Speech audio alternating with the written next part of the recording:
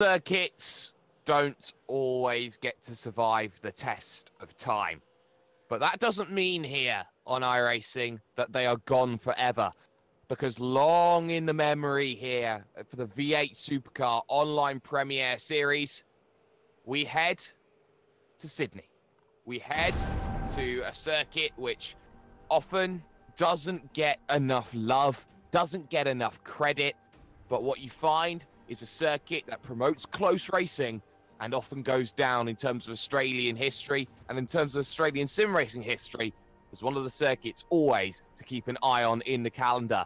We are at Oran Park in the virtual world because the V8 Supercar Online Premiere Series is live here on iRacing Live and, of course, on V8 Online as well. I am your play-by-play for this one. Mr. Hashtag Do You Mind himself, the observer of sim racing, Jake Sperry, joined by a teamless Bo Albert for this one. Bo, this circuit is difficult. It is narrow. It is short. You're not going to get much in terms of the top speed in vehicles like these.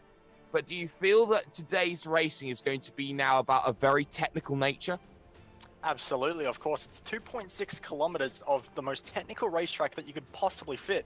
It's got elevation change, slow speed corners, which these V8 supercars are so difficult to get out of. Of course, they're going to wheel spin the entire way down so much of this circuit. So drivers are really going to be the defining factor in this one. It's not going to be so much about setup.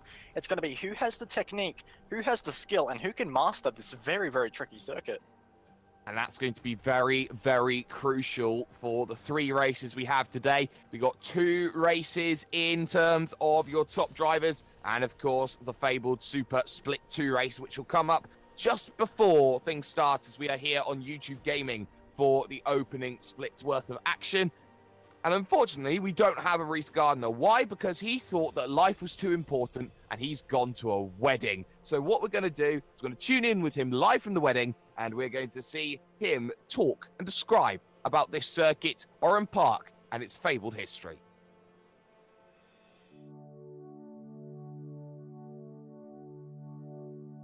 Just outside the town of Narellan in New South Wales, we come to one of Australia's lost classics. Oran Park was one of Australia's most well-known motorsport venues, but due to urban development is no longer with us. However, thanks to laser scanning technology, this track is preserved indefinitely in digital form. Oran Park is tight and twisty, with a stop-start first sector and a flowing latter two-thirds. Its rare figure-of-8 layout means that it incorporates a crossover, and the dogleg, a fast chicane that goes over the crest of a hill, is fondly remembered as one of Australian motorsport's great challenges. Oran Park began as an estate in 1829, and many owners and purposes later, in the early 1960s, the Singer Car Club purchased a section of hilly farmland and decided to build a racetrack. The first meeting was held on the 17th of February 1962 on a 1-mile circuit. The first change to the layout was made by 1963, creating what would eventually become the South Circuit. This layout saw one of the strangest events in Australian touring car history take place in 1971. Right in the midst of the title-deciding race between Alan Moffat and Bob Jane, a spectator drove a Chrysler V8 Pacer press car onto the circuit and managed to complete a lap before exiting the track and being taken into police custody. Moffat, despite nearly crashing into the spectator's car, was so wrapped up in his pursuit of Jane that he had no recollection of the event. A further extension to the circuit was made in 1974, adding the iconic crossover just in time for the track to host the Australian Grand Prix for Formula 5000s. In this period, along with hosting a 500-kilometre touring car race and briefly the Australian round of the World Superbike Championship, Oran Park continued on a meteoric rise to become one of Australia's most popular motorsport venues. However, the glory days came to an end. Despite improvements to the facilities and continuous involvement in all types of racing, Oran Park Raceway's popularity declined, and the land was rezoned for a housing development in the mid-2000s.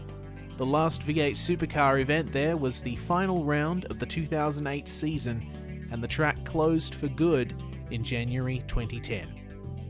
Now, in real life, where once there was racetrack, there are suburban streets. But in sim racing, there are no housing developments in sight. Oran Park continues to provide good racing in the virtual realm, owing to its tightness and big elevation changes. We Australians have a habit of making some tracks of ours a bit small for the overpowered, undertired cars we race. But honestly, would we have it any other way?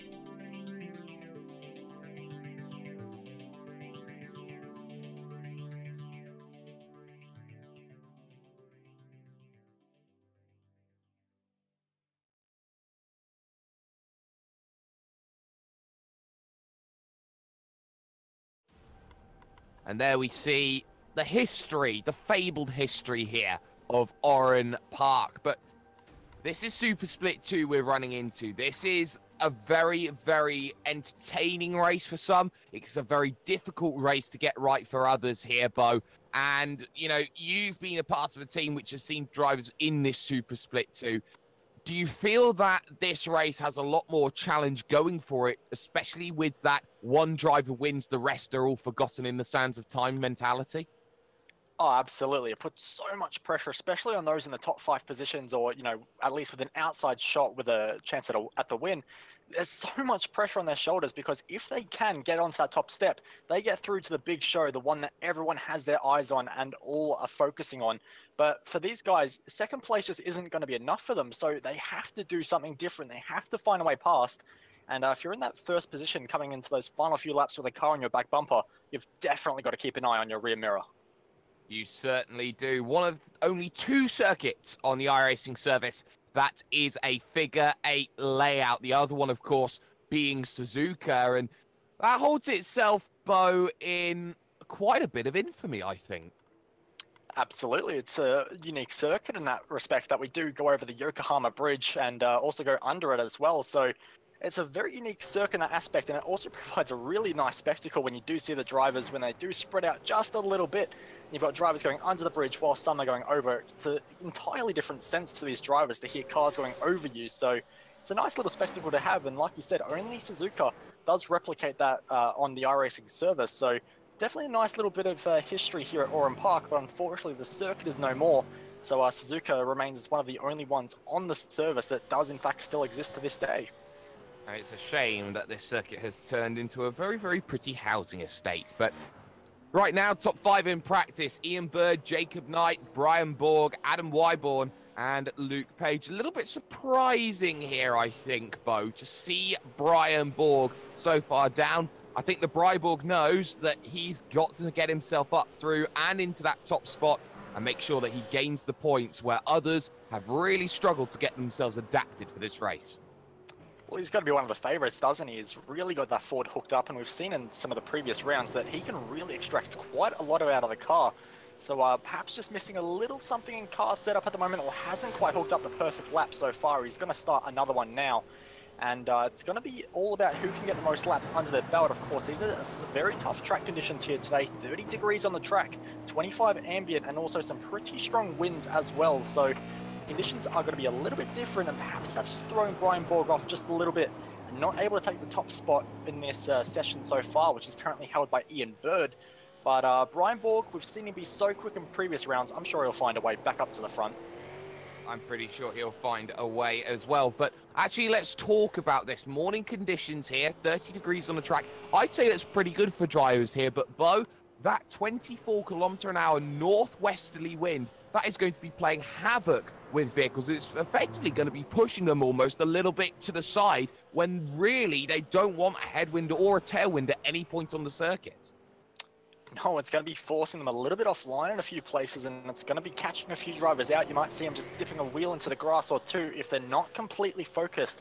And that's where a good driver may be able to get an advantage over someone who's not quite as experienced. So that's one thing to look out for, sure. But it can also provide an opportunity if you can get behind another car in just the right place, block yourself from that wind just a little bit.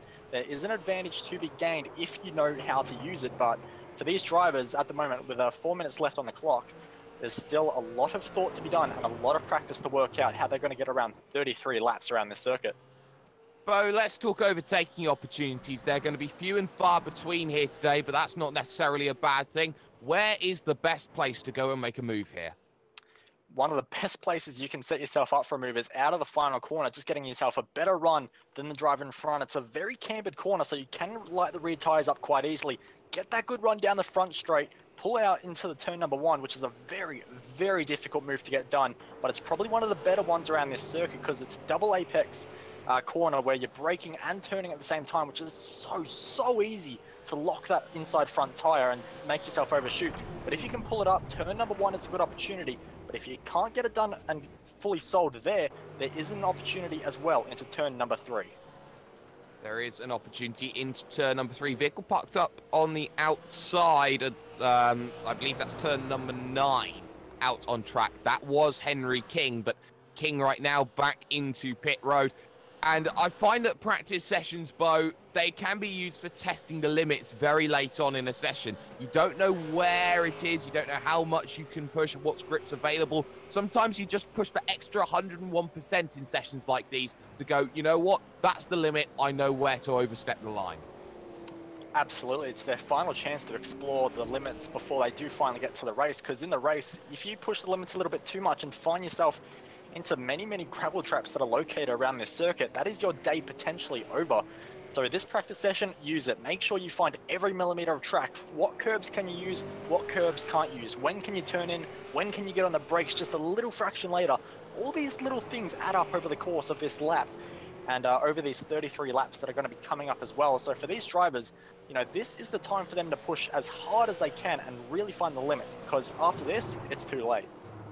After this, it certainly will be too late, and we'll be into 33 laps or 50 minutes, whichever comes first. And 1 pit stop required as well here in Super Split 2. That's going to throw a full tactical element, shall we say, Bo, into the racing. And that pit road is 1 track and 1 track only. It is the narrowest pit road in sim racing. It's quite honestly, it's horrible as a driver to get through there without finding a wall. It is so tight, and also it's a very tricky entrance as well because you're almost braking on the racing line as well. So drivers have to be heads up of who's pitting and who's not. But when you do make yourself onto that pit lane, like you said, it's so tight. It is so slow considering that cars are whizzing past you at 240 plus kilometers an hour down the front straight, and you're stuck there on a pit road speed limit of about 50 kilometers an hour. It's just horrible. But also, if you're that car that has the number 1 pit entry box, there's a wall facing you, just like there is at the Monza circuit. It's very tough to get out of there without damaging your car either. So, you know, this circuit is very tough around all the corners, but even the pit lane isn't safe here. Even the pit lane isn't safe. Every element of this circuit bites, and it bites back. Bo, I want a winner.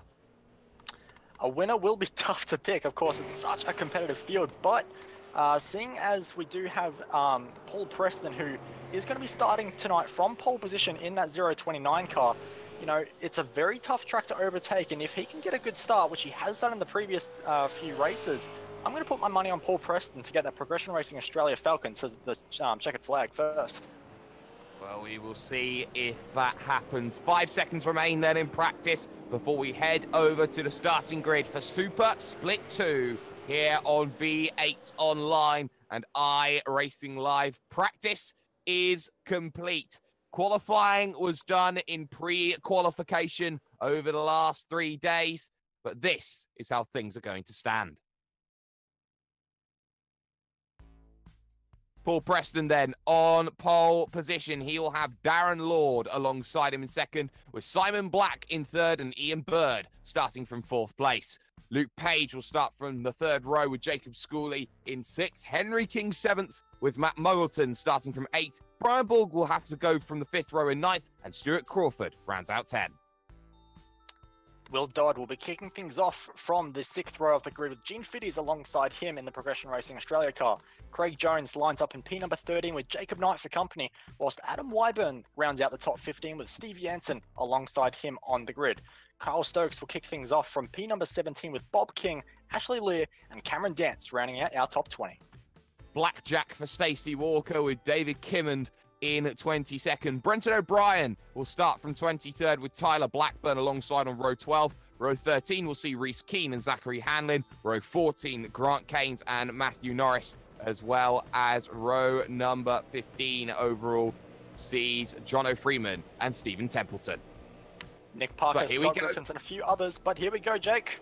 Here we go, green flag goes. I get a little bit caught out. Good start there from Paul Preston. The top two breaking away a little bit as it remains too wide into turn number 1. Around the outside from third goes the driver that is Luke Page, but having to all check it up 3 wide in the middle of the pack. One vehicle gets washed out and it causes a big bottleneck around Brenton O'Brien, who gets a little bit squeezed there in the middle as they all look to try and make it safely through turn number 3. It all happens for the moment, but that was a very, very tentative start by a lot of drivers.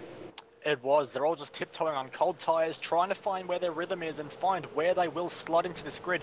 And it looks like a lot of drivers have found that now. Single file for the most part, and just a few drivers sorting themselves out right now. So good to see everyone is still in this race. No major crashes yet, and everyone can get away and start focusing and chipping away at the car in front.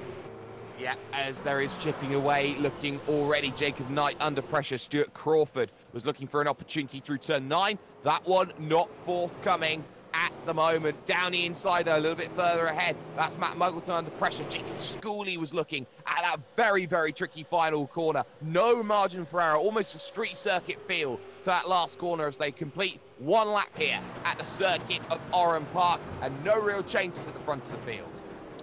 No real changes just yet. It's been a fantastic start from Paul Preston. Darren Lord just behind as well. He's got a little bit of a buff back to Luke Page, and that's where the train really begins. But we do have Bob King, who has found himself facing the wrong way at turn number 1, and that's a disaster for him, and that was all by himself. So easy to do. Braking for turn number 1, got his rear right tyre on the grass just a little bit under braking, and it sent the 51 Commodore facing the wrong way around.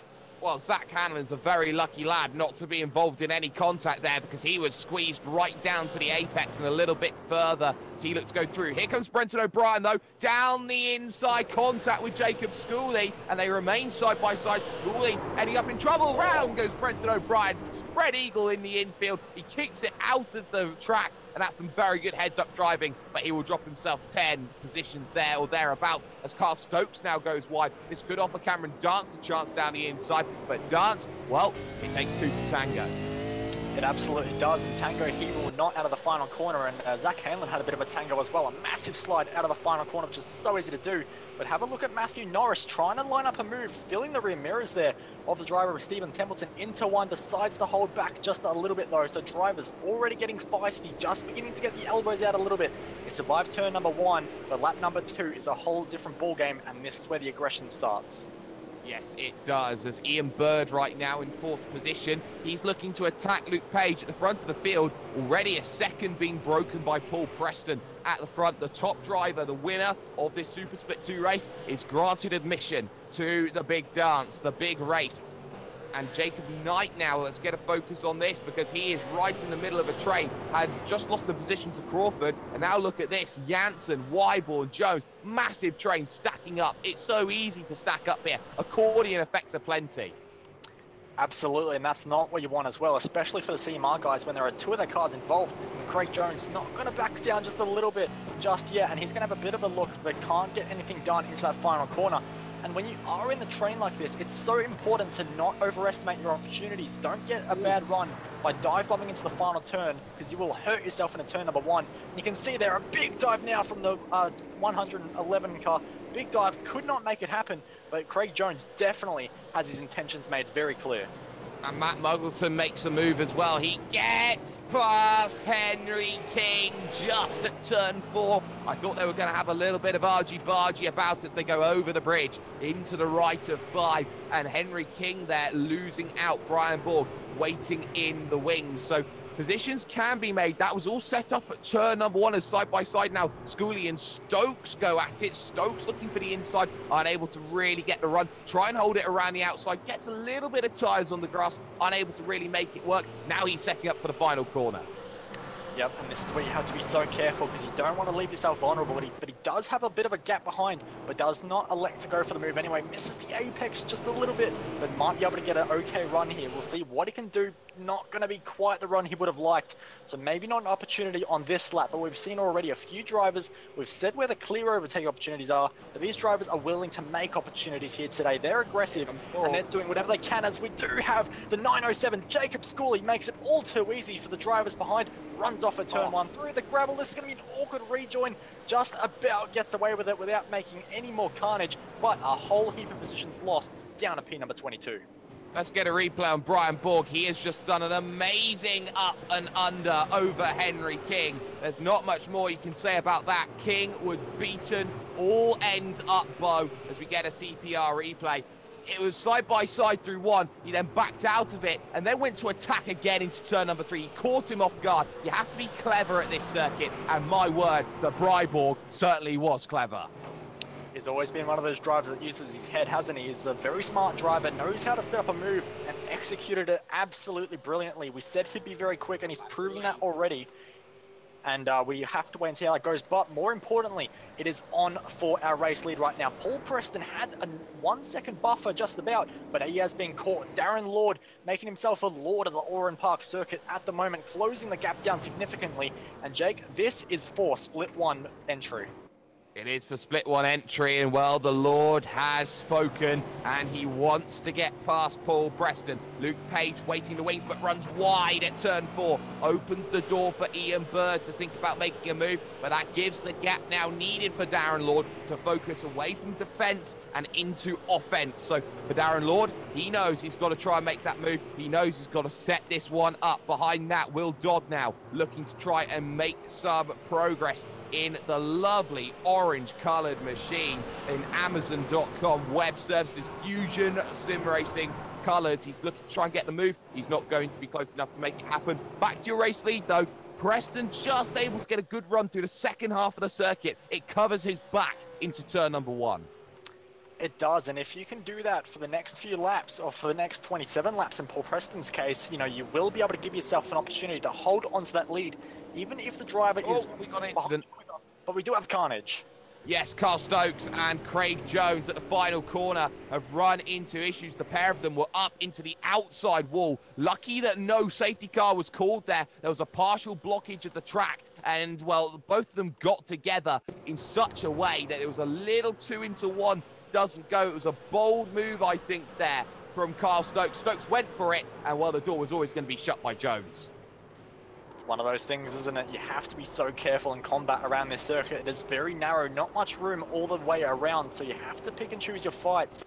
But that is what we are having at the front right now. Paul Preston over the Yokohama Bridge was so unsettled. That Progression Racing Australia car did not have any rear-end grip. Lucky to hold onto it and maintain that race lead.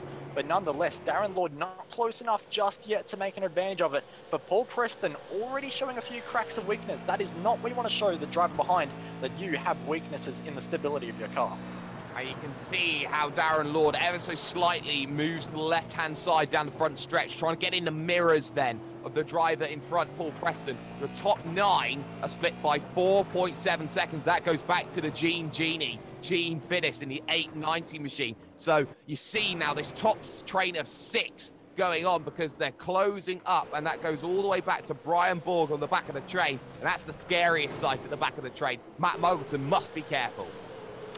He has to be. Brian Borg is one of the best racers around. He knows how to set up moves. So one little error from Muggleton and Borg will pounce on that in a heartbeat. So it has to be very, very precise from Muggleton here. But he also has to make his way through the field as well. He's got Ian Bird right in front. And with any mistake from any of these guys is a position gain for a lot of drivers in the way this train does work.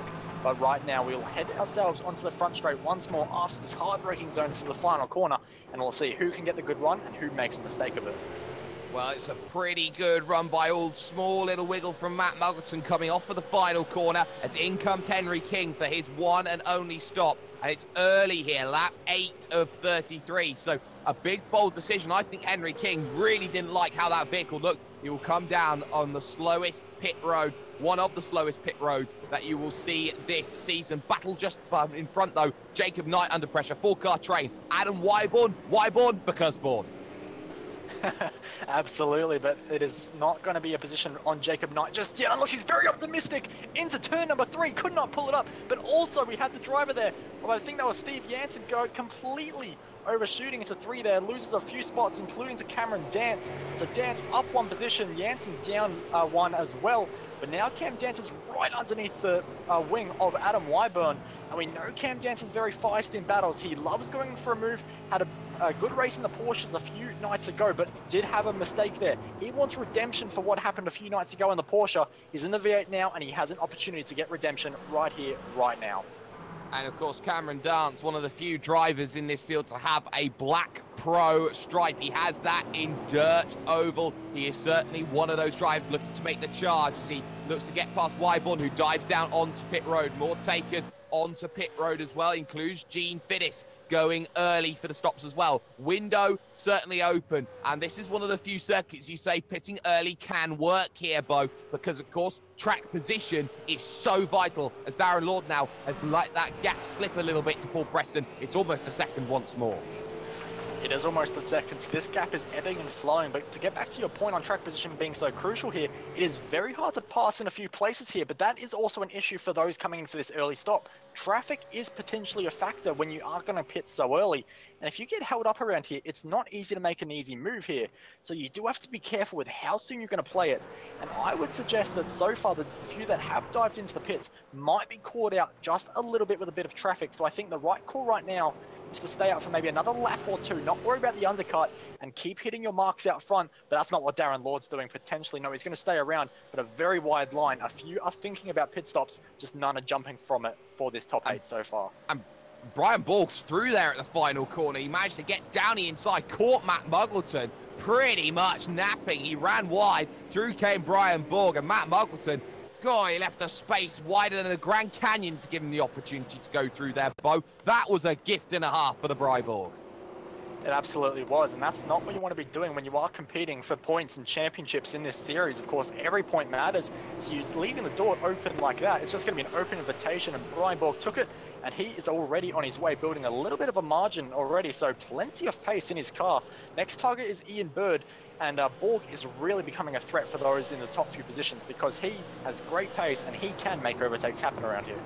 Nick Parker under pressure from Zachary Hanlon. Hanlon looking for every little inch of an opportunity, but running a little bit wide there through turn number 7. Doesn't give himself the best run into 8, but it looks like Parker is very, very loose at the moment. So that may be something to try and exploit. Big sideways moment as he heads through 9 and 10. But Hanlon unable to make the move, setting it up. He gets a chance on the exit then. That was wide from Parker, and he may be looking to settle for the lane. He doesn't, he stays out, and now here's the chance.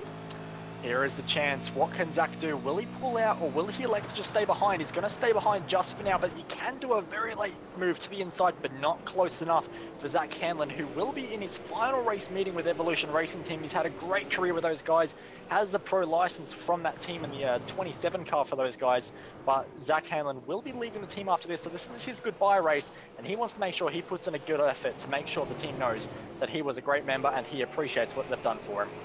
Luke Page comes out of pit road. He's made his one and only stop, and look at who he comes out with. There's Henry King just behind Wiggle as he comes out of pit road. King is now on the rear, and that puts him in about this battle for P2 out on track. So that's going to be very, very telling when this pit stop window becomes full for all of these drivers. Any takers, Ian Bird looks to sell the dummy going down to pit road. It's a very difficult pit road to sell a dummy on as well, because you actually have to get on the brakes, and you need a lot of cooperation, especially the fact that that pit road is on the racing line.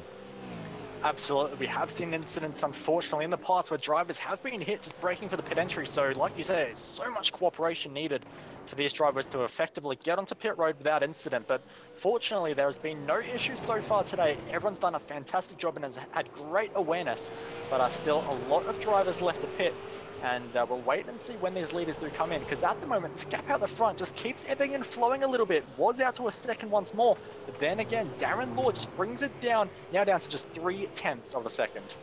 Do you think he's trying to cool the engine or something, trying to back off, save the tyres a little bit, and then go for another offensive? It's possible, but I don't think so. These V8s can be pretty good when it comes to being behind another car, so I don't think there'll be too much of an issue, especially with the speeds we do hit around here. I'm not sure cooling is going to be much of an issue, but we'll see. If anyone dives in this time around, And no, they're going to continue playing chicken with that pit entrance, deciding to duke one another. But Darren Lord pulling out just a little bit there, perhaps saving the engine a little bit. Perhaps overheating is an issue around this circuit, but at the moment, pace is not an issue at all for him.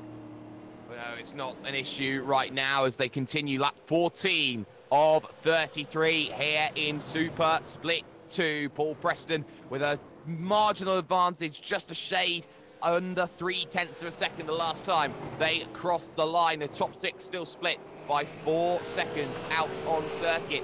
Keep an eye on that battle though between Hanlon and Parker, because they're allowing Matthew Norris to come in, and Norrie knows that he wants to go and make that move. Flat chat on his visor, shall we say, on the screen, and look at that, a little bump there from Hanlon, trying to force him out the way. Chrome horn the move.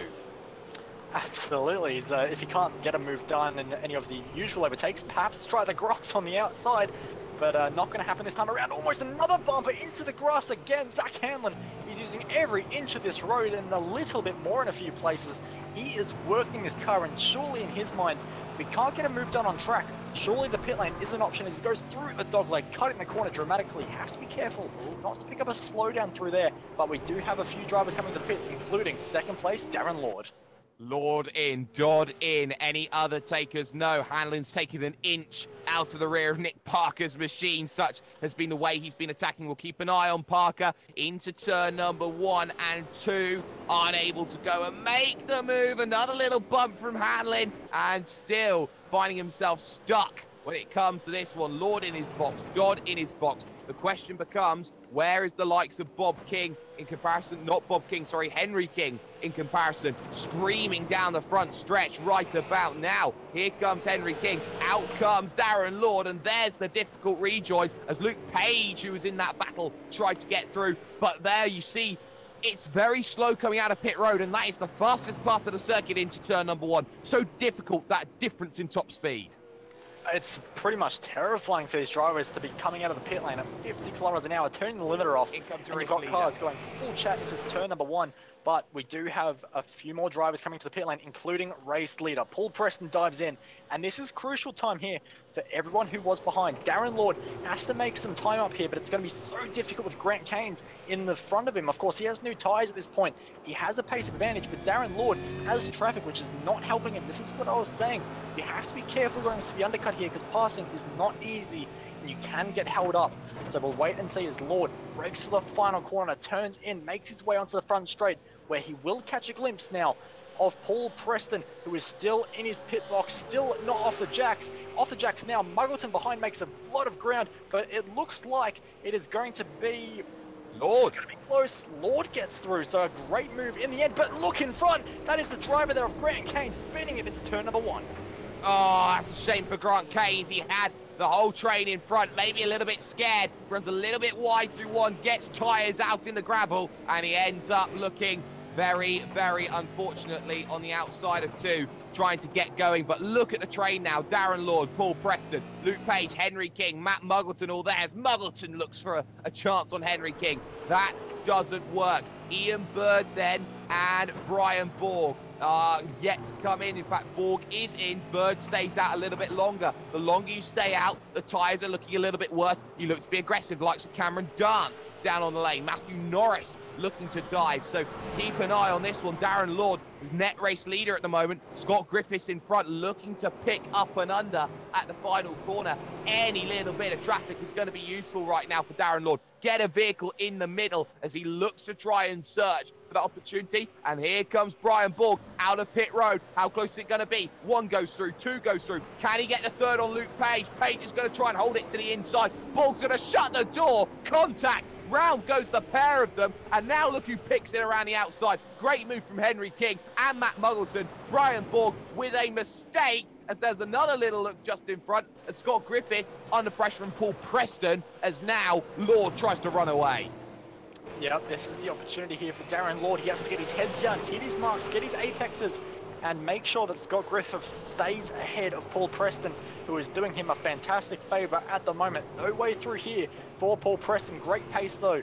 Will he be able to get up to the inside? Thinks about it, can't quite commit, not far up enough on the driver in front, so has to sit and wait just a little bit longer as Darren Lord becomes smaller and smaller out the front windshield of Paul Preston's car. This is go time for Preston. He needs this move done right here, right now. Bit of a moment there on the exit for Griffiths, who I think is going to dive into the pit lane, and that is it. But look how much Henry King is now closed up on the back. Here comes Ian Bird out of pit road, almost side by side with Darren Lord. He's done very well to get up into second position, but now you can see how difficult it is. The amount of time Paul Preston's lost in the traffic has cost him potentially a shot at victory comparatively to Ian Bird and Darren Lord. Where we thought it was Lord and Preston, it is now going to be Lord and Bird fighting it out for this victory. And Ian Bird's got work to do. He's got to stay on the rear. Four-car train, though, for the final spot on the podium.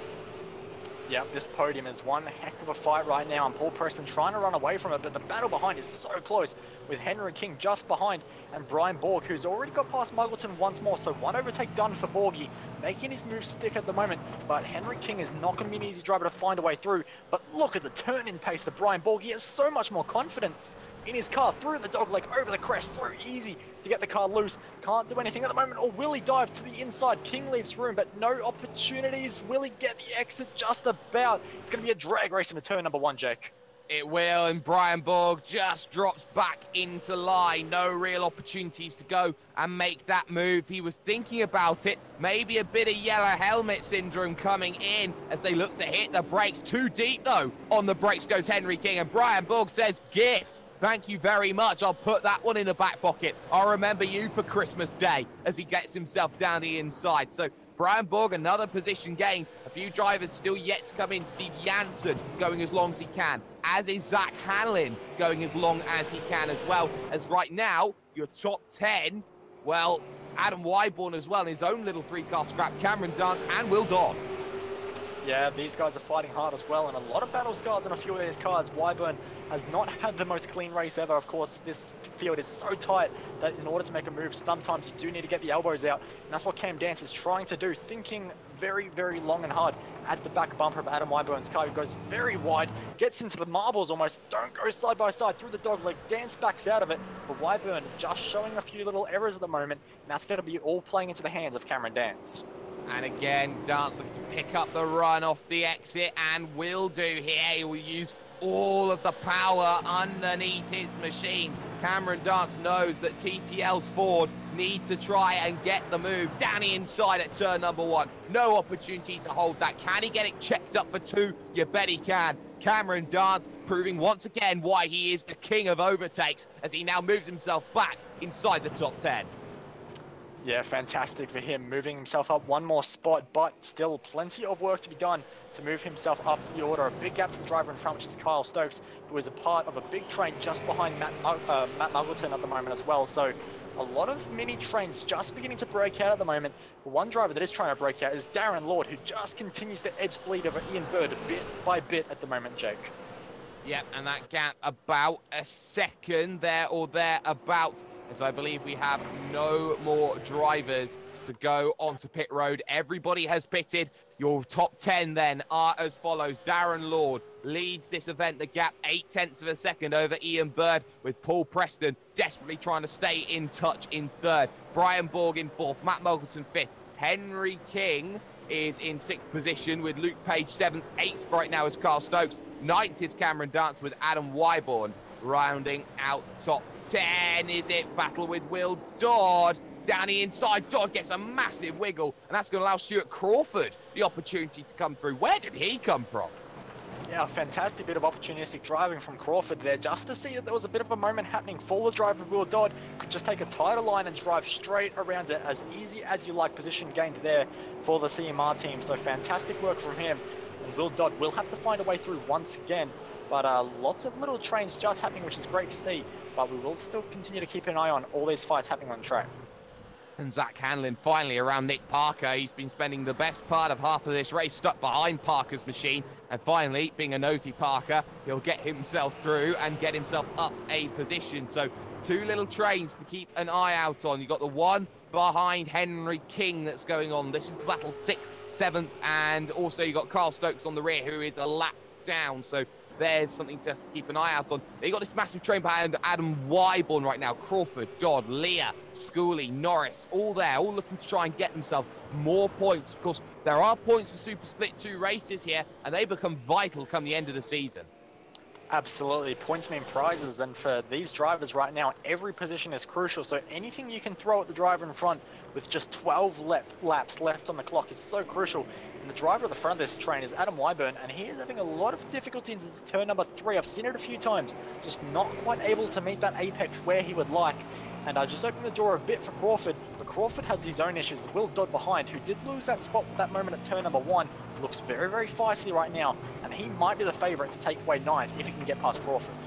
Yes, but Crawford, though, is going to have that ability to attack Adam Wyborn. A little bit of a wiggle there from the CMR machine as it looked to try and angle away through turn number 9. Through the dog leg they come along for their 22nd time, and on the brakes into 12, looking to pick the run up off of this exit, and no one forthcoming at the moment to try and make that move. Keep an eye at the front of the field, though, because that gap from Brian Borg to Paul Preston comes down to 0.4 of a second. Very, very vital in this one here, Bo, because you look at Brian Borg, he is in the hunt. He wants to get to the big dance, and we know that Brian Borg has been able to make moves where others have not.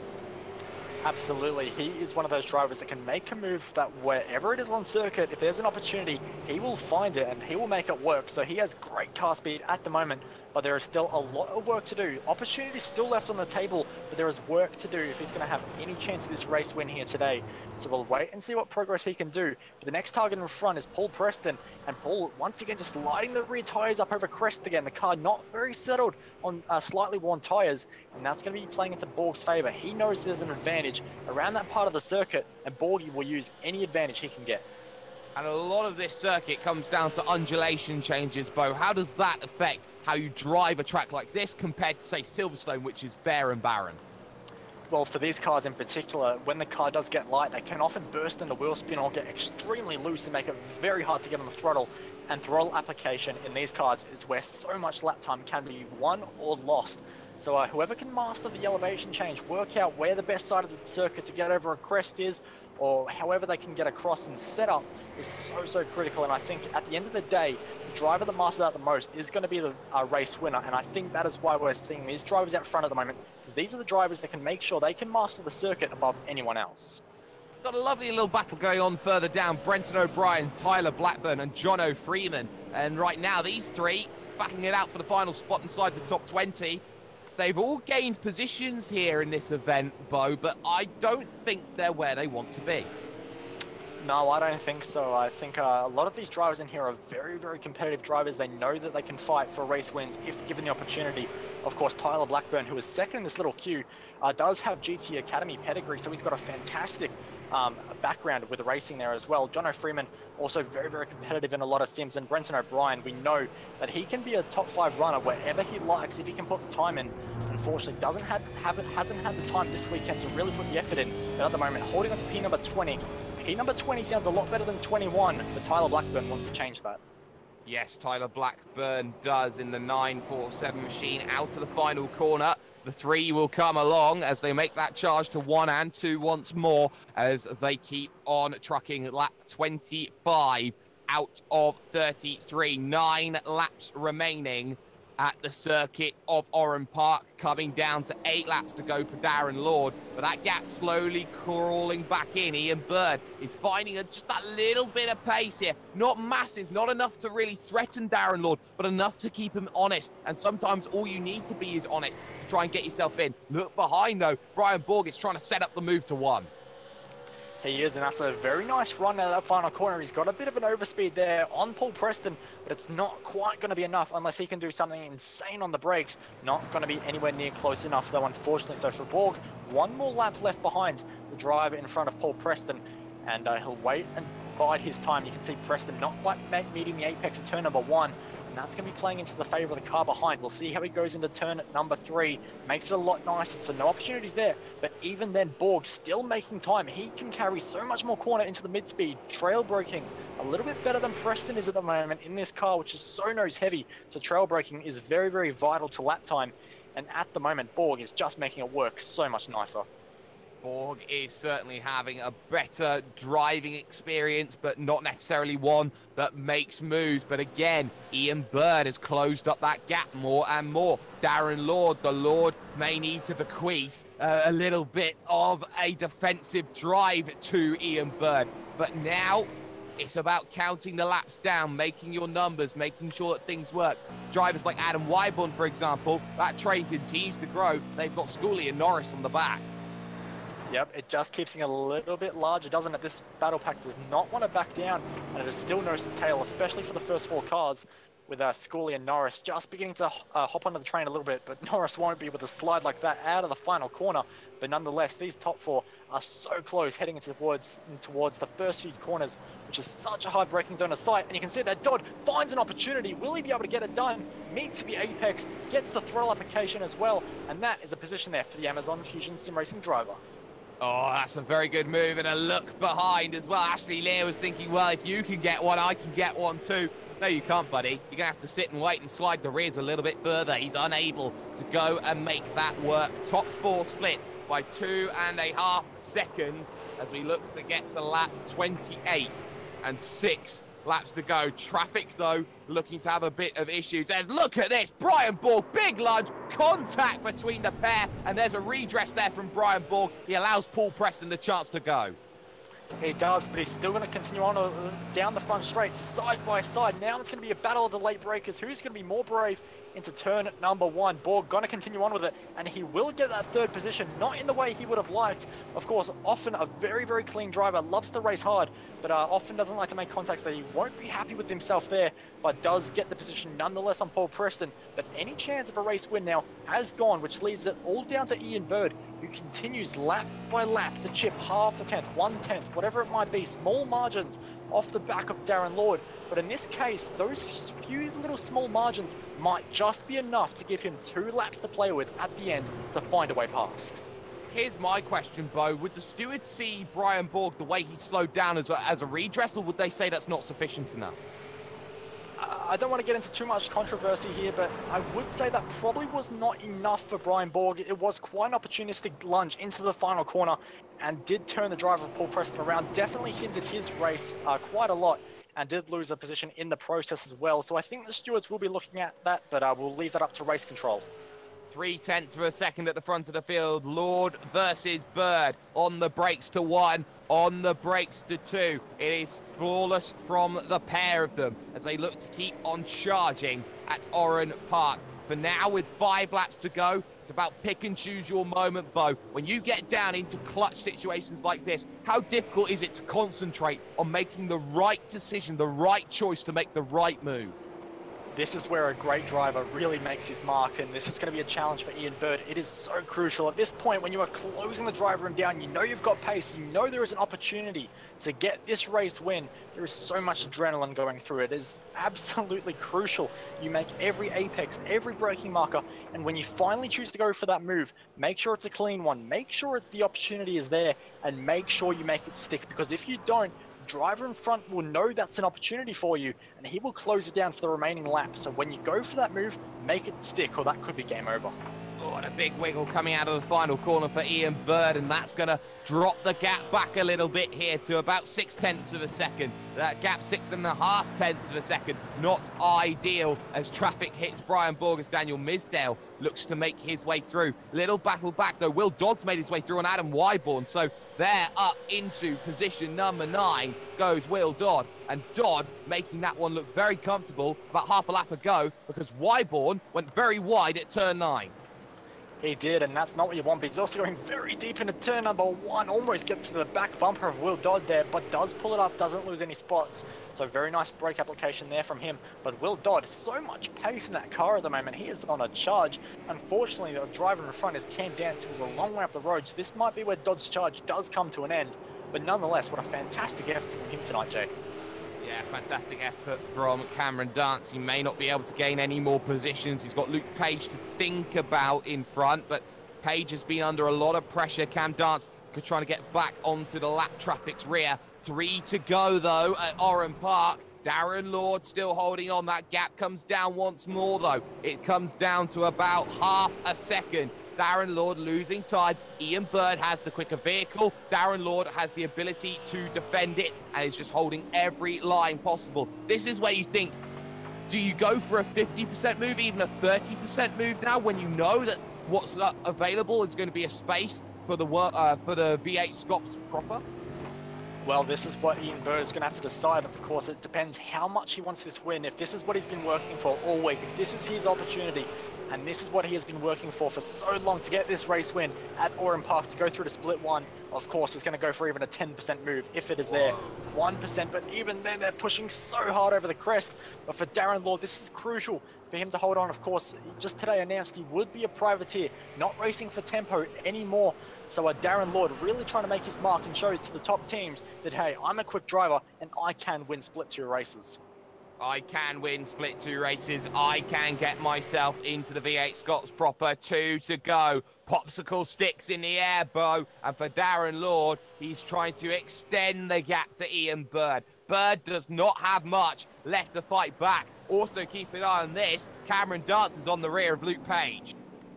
Yep, Cam has got great pace. Last time around, took 7/10 of a second out, so Cam Dance is absolutely on a charge. So much pace at the moment, and even into turn 1, look at the time found for Cam Dance. The 27 car, so much more confident. Every application of the brake, every throttle application, so much faster. Once again, into turn number 3, up the inside, half and half move. Doesn't quite pull it up. Lucky somehow for the spatial awareness of Luke Page to not make contact there. Knew to turn out of the corner and leave room. But nonetheless, Cam Dance does make his way not pass through. No, he doesn't make his way past as he looks to try and keep on going. But eyes to the leaders. 1 lap to go and they cross the line at Oran Park. Darren Lord versus Ian Bird. And now questions become, did you put enough fuel in the vehicle? Did you do enough to get yourself forward? I wonder if Ian Bird, with how quick he was in the stop, maybe he's trying to save a bit more fuel for this opportunity. Gap's under half a second now for the final attempt. This is the best place, but he's not close enough to go and make that work. He gets on the brakes, and he's now got to find an unorthodox place to make the move. Maybe the final corner, he has to go for a lunge. There's not much Ian Bird has left available to him. We also have Luke Page versus Cameron Dance still. Dance looking down to the inside, unable to find it. Muggleton versus King as well. Keep an eye on that one as well. No moves into 3 for Ian Bird. He's up north through turn number 4 as he looks to head up to the north side of the circuit then, through the northwest conditions. Looking at this now, westerly winds. It's changed. It's now a crosswind as they head through this section. So now for Ian Bird, he's running out of road, running out of time. And now we see a move. We see there that Cameron Dance through on Luke Page. That's perfect. But for Darren Lord, 1 corner remains as he heads through the dogleg and he looks to get on the brakes. He looks to take that left-hander. It is perfect. The Lord came, the Lord saw, and cometh a place at the V8SCOPS table. Darren Lord wins at Oran Park ahead of Ian Bird, and Brian Borg is out of fuel. No, he redresses it with Paul Preston, gives him the podium. So Brian Borg, fair sportsmanship, probably been told, okay, let that position go back through there, Bo. Yeah, and I think that's a good call. So Paul Preston finds his way onto the podium, and Borgie will settle for P number 4 with Matt Muggleton holding off what was a big train just behind in the end for P number 5. So fantastic racing all the way through. And of course, Cam Dance found his way past Luke Page on the last lap as well. So from start to finish, that race had it all. It did have it all. We got another battle though. David Kinman versus Stephen Templeton. Templeton making sure that his vehicle and his body is a temple. Runs a little bit wide through turn number 9. Just got to be careful about that as they head through the dogleg for the final time. And no run there given for David Kinman. Kinman's hoping on a mistake, but the mistake won't be forthcoming. So David Kinman will stay behind. And that is 1 lap down David Kinman as well against the final vehicle on the leading lap. Official classified results then, Super Split 2 in the books. This is how everything managed to end up. Darren Lord, though, makes his way to the promised land. He makes his way into the V8SCOPS proper. His win by 0.4 of a second over Ian Bird in 2nd place. Paul Preston will come home 3rd, gifted by Brian Borg after contact between the pair. Matt Muggleton will come home in 5th place with Henry King in 6th. Cameron Dance, again, a traditional dance race, gaining positions up through the field. He moves from 20th all the way to 7th plus 13 once more, with Luke Page finishing 8th, 9th for Will Dodd, and Adam Wyborn rounding out the top 10.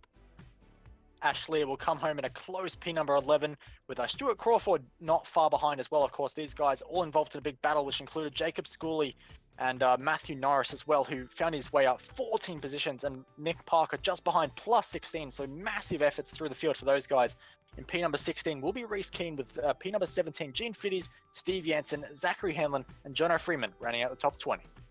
And then Tyler Blackburn will finish in 21st, Bob King 22nd, Oakley Druitt in 23rd, and I wonder what he did draw. Brenton O'Brien will finish in 24th, with Scott Griffiths and Stephen Templeton, the last vehicles on the leading lap. Vehicles one lap down involved Carl Stokes, Daniel Misdale, Grant Keynes, and David Kinmond. And then the drivers that retired from this one, Jacob Knight, Stacey Walker, and Craig Jones for now. But for the moment, we're going to step aside very briefly here on V8s Online. When we come back, Fallout from Super Split 2, as we gear ourselves up for the first of 2 races today in sprint format for Super Sprint 1.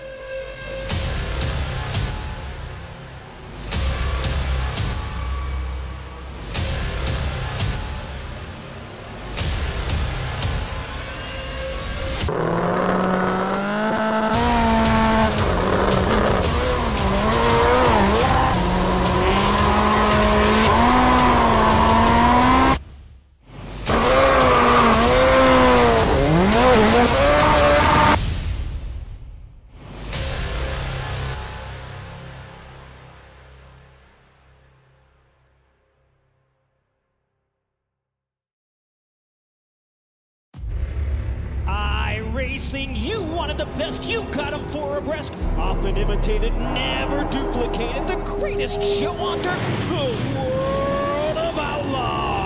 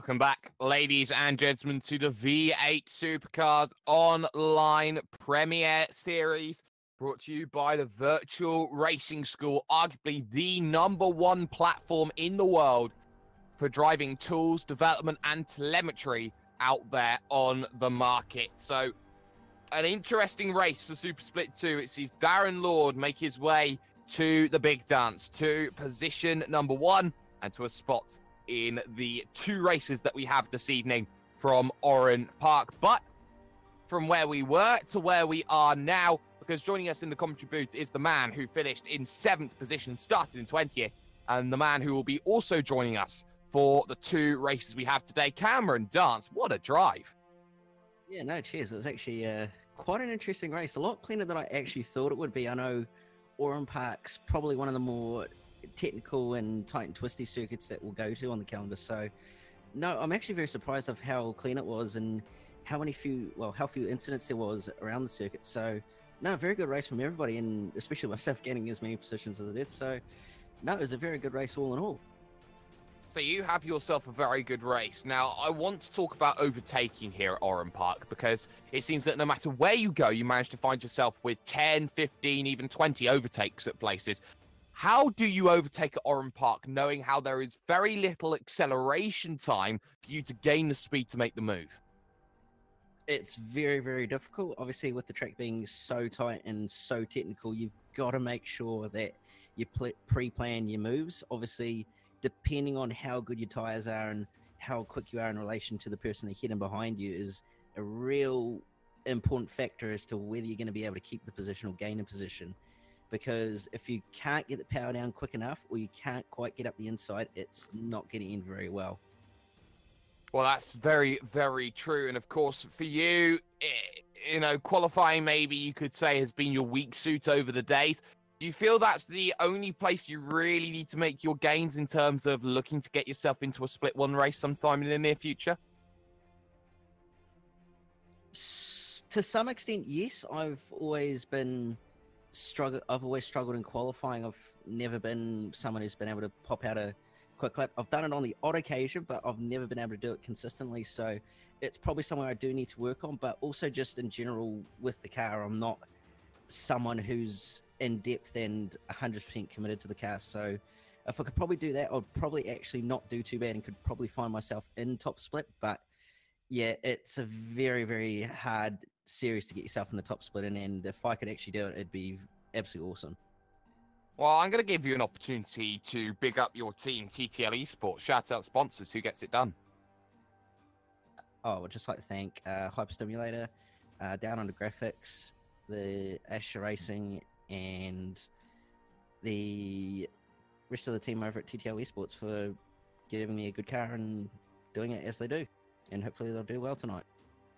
Well, hopefully they do. Cam Dance will be joining us then for coverage of both races that we're going to be having. But, Bo, we need to talk about this championship. It seems so basic. It seems so simple. Jared Filsell, who leads the championship, has not been off the podium at any given stage this season. But after what happened, the fallout that we saw from Watkins Glen, there is a rift in the team at Trans-Tasman. Both himself and Jake Burton are now no longer on speaking terms. Yeah, it's not the most happy environment to be in at the moment between those two at all, is it? And of course, they're both incredibly competitive. They've both had pole positions this season. There's every reason we could see them both on the front row here at Oran Park. And if they are, I would not want to be that person heading into turn number 1 first. Of course, those guys are teammates, but we saw on the last lap of Watkins Glen, they're not afraid to get their bumpers against one another. And we'll see how Madison Down actually thinks about all of this one, Cam, because when you've got a driver as experienced as Madison Down who's trying to hold this team together, what does it do for morale for everybody else in the team? You talk about Madison Down, Kurt Stenberg in there, Josh Muggleton, Emily Jones. Everyone in there is just going to get a massive hit because they're just arguing all the time. Yeah, it's never a pleasant place to be when you've got two of your teammates bashing heads together sort of thing. So, yeah, it's going to be very, very interesting. Should it become too bad, I can possibly see Full Cell moving team or possibly Burton leaving, one of the two, or even both. I'm not sure what will happen, but we'll see what happens as the season goes on, and we could be in for a very, very interesting silly season come the end of the year. We certainly could be up for a very, very silly season. But, Bo, we've seen now that the sprint race format has certainly suited Jared Filsell. I guess that what we've been seeing is that qualifying has been his strongest suit, hasn't been outside of the top 3. Do you feel that qualifying today, getting track position, and actually getting yourself some space at Oran Park is going to be the tough order of the day? Absolutely, of course. It's only a 2.6 kilometer circuit. It's incredibly compact, so any bit of traffic will hurt your qualifying so much. And with the circuit, like I said, being so small, every millimeter and every millisecond of this circuit is going to be so crucial in qualifying that, you know, qualifying here is going to be such a big factor in who is on the top step of the podium after these 2 races. So it's going to be very, very tight. It's going to be very, very tough. And don't be surprised if we see a few curveballs getting popped up. A few curveballs can and normally do get popped up in V8SCOPS, and something that we didn't see was a caution cam over the course of that race. There's not really too many areas where a caution can occur. One of the big ones, though, is in that final corner, and that final corner can so easily get horribly, and I mean horribly wrong, and we're talking about a final corner that is banked. We're talking about a final corner that is so easy to loop around on. We're also talking about a final corner which has no room for error on the outside. No, absolutely. It's got numerous challenges, that final corner. And one thing we're going to have to keep an eye on is pit entry. There is a very, very short window as to how far you can get in to that line before you actually end up speeding. So should guys be toe-to-toe right behind each other, if someone is unexpectedly pitting, we possibly could see quite a bit of carnage. We certainly could do, and nobody wants to see that carnage at all. We're going to step aside very, very briefly here on V8s Online, because when we come back, we're going to start gearing up towards qualifying and the big challenges that surround a 20-minute qualifying session at Oran Park. Stay with us here on the YouTube Gaming for V8s Online for the V8SCOPS series.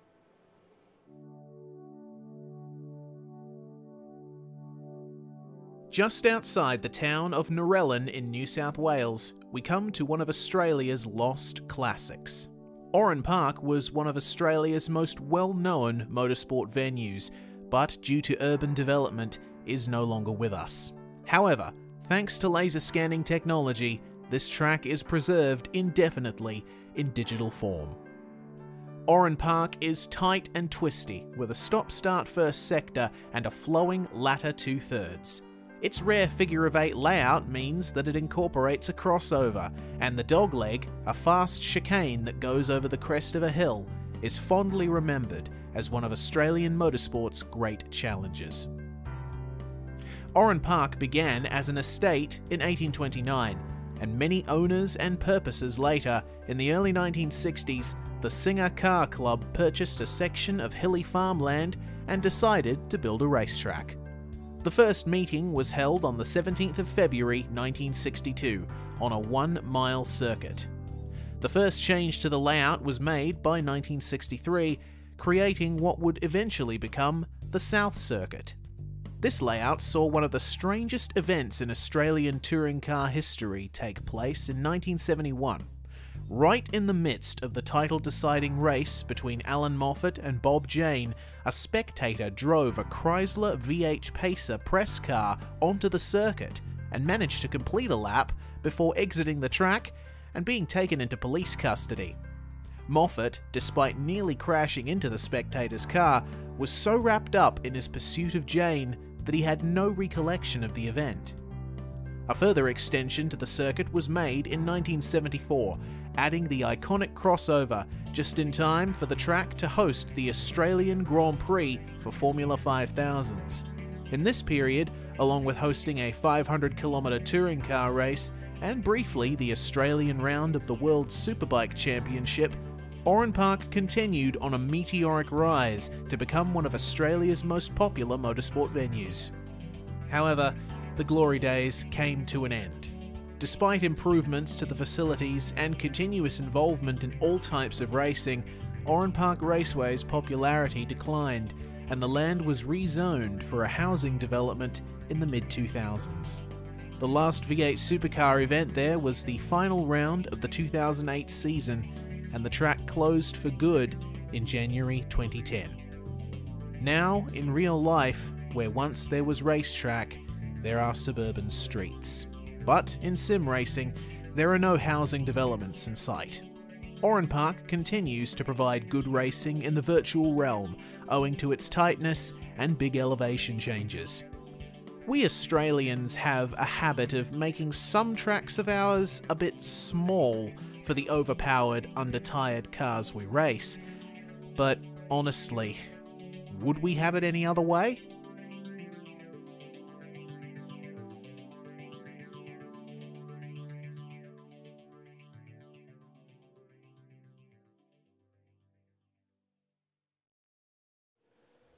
Welcome back, ladies and gentlemen, to the Virtual Racing School V8 Supercars online premiere series, streaming live on iRacing Live. And of course, here on the V8's online YouTube channel, we'll be joining Virtual Racing School on Facebook in just a few moments' time. But right now, we're in practice right now. 20 minutes of practice. We're about halfway through it before we get to qualifying. I'm hashtag Do You Mind Jake Sparrow, joined with Bo Albert and Cameron Dutz. There's only one Australian here in the biggest Australian series right now in sim racing. Where's Southpaw Racer, you ask? He's busy having a wedding, or being at a wedding. Having a wedding?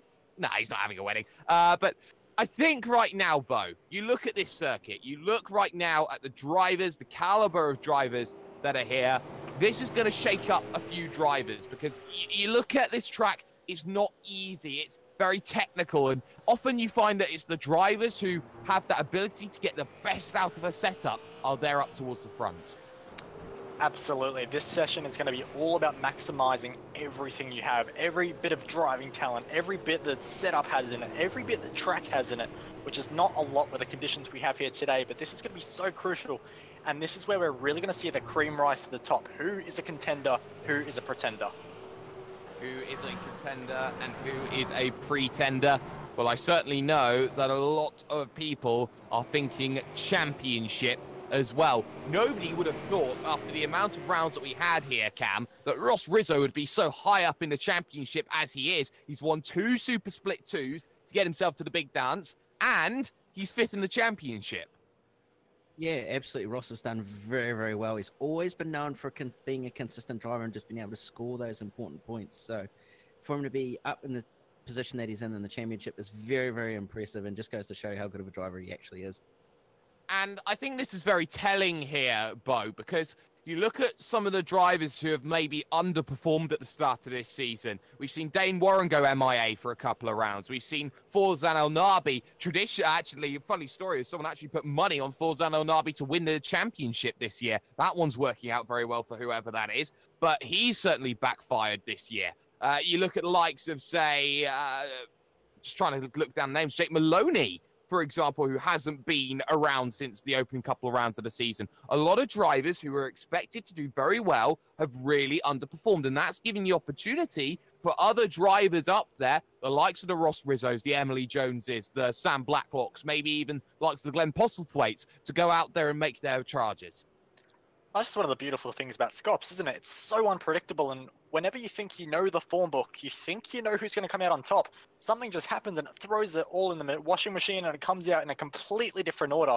And it's fantastic. But like you say, a lot of drivers have underperformed and haven't quite been as high up as we thought. Dane Warren, he was fighting for the race win at Sonoma against Jared Phil-Sells. Surely that would make him a championship contender? No, he's not even in the top 10 of the championship right now. We've got guys like Jake Burton. You know, he's won a race so far this season. He is definitely a contender. Sits at the moment over 650 points behind Jared Phil-Sells. It is such a tight championship that one little slip up loses you so many positions, so many points. It's a tough game. It is a very tough game, and a lot of drivers struggle to play the game. And although it is time to play the game here, Cam, this circuit has the ability to go out there and really throw up a few curveballs. We've seen just how difficult it was in Super Split 2, but the track conditions, they are blistering here today. 43 degrees. It is a sauna now here as the track has warmed up. And that sauna is going to make life a nightmare for drivers trying to turn in for any corner on this track. Yeah, absolutely. And not only that, getting the power down as well is going to be crucially as important. So you're going to see guys probably trying to conserve their tires as much as they possibly can, as once your tires are gone on this sort of a hot track, you're going to be a sitting duck. And that's the last thing you want, especially if you're someone like Jared Philsell. Especially if you are someone like Jared Philsell. But, Bo, you know, we talk about those who could come to the forefront in qualifying. We've been seeing how over the last couple of rounds, it's actually been Synergy who have probably been making some of the best work of the field, the likes of Postlethwaite, the likes of David Moore, the likes of Brenton Hobson. They've all been up there, same for Wayne Burke as well. They've all been up there, and consistently since Phillip Island, they have been challenging. Yes, Synergy have really found something, haven't they? They've found something in the setup or just driving skill, you know, in their telemetry or something that's really made them come alive, and they've been so competitive in the last few rounds. In pre-qualifying, we even saw them top of the timesheets at Phillip Island. They've been incredible, and they're always an outside shot to grab a pole position. We saw Burke actually come through with that at Phillip Island and take that pole position. So these Synergy sim racing cars, you've got to keep an eye out on them. But it's going to be such a challenge in qualifying to really choose who's going to be a winner, because it's not just one lap that counts here, Jake, it's two. And that's going to be vital for that second race as well. Track position, so key. But I do want to just step back from the realist element a little bit, Cam, because we are heading towards week 13 in 1 week's time. That means a new build, and a new build means potential changes for both the Holden and also for the Ford. And for both of those vehicles, do you think that those changes could have a potential to shake up how drivers look and feel heading into the second half of the season? Yeah, absolutely. Any sort of change to these cars is going to have some sort of effect on the drivers, whether it be something to do with the shocks, whether it be something to do with the tires. It's going to drastically change the face of this championship, and we could possibly see those who are up the point end possibly struggle a bit more, and those who are a little bit further back, whether they be just behind or mid-pack, might actually rise to the top and end up stealing wins and points away from those who are at the top currently. Tell you what, practice is very interesting. I wouldn't have put money on Sam Blacklock to be inside of the top 5, Bo. And, well, Sam, I know his family is going to be watching very intently about the racing that's going to be going on today. But Sam Blacklock, position 4 in practice, is that a sign of things to come? Absolutely. I think he's one of those drivers that has a lot of potential yet to be untapped. And I would be very surprised if he doesn't walk away from this 2018 season without a race win or a pole position. You know, I think Sam has a lot of potential to really get a good result coming up soon, and perhaps Oran Park is the place to do it. It's a circuit he loves. I was talking to him a few nights ago, and he was saying this is one of his all-time favorite circuits on the entire SCOPS calendar. So keep an eye on that 215 car, because big things are yet to come. And Cam, we need to keep an eye on the incidents as well, because those incident points have been racking up all season long, and we've got 5 drivers ineligible to take part in this event, 2 of which are drivers that you'd say are staples of this series, Corey Preston and Thomas McMillan. Yeah, absolutely. You've got to make sure that you keep your nose clean. You don't want to be pushing guys around. You don't want to be getting off tracks. You don't want to be making silly little mistakes that'll cost you dearly as far as license points go. So it's going to be very interesting to see how many more people miss a round or two and how much that affects the championship. It'll affect it massively, but for those who are at the top of the championship, they do not want to have any sort of dramas. They do not want dramas. They do not want incidents. 3-minute warning then before qualifying gets underway.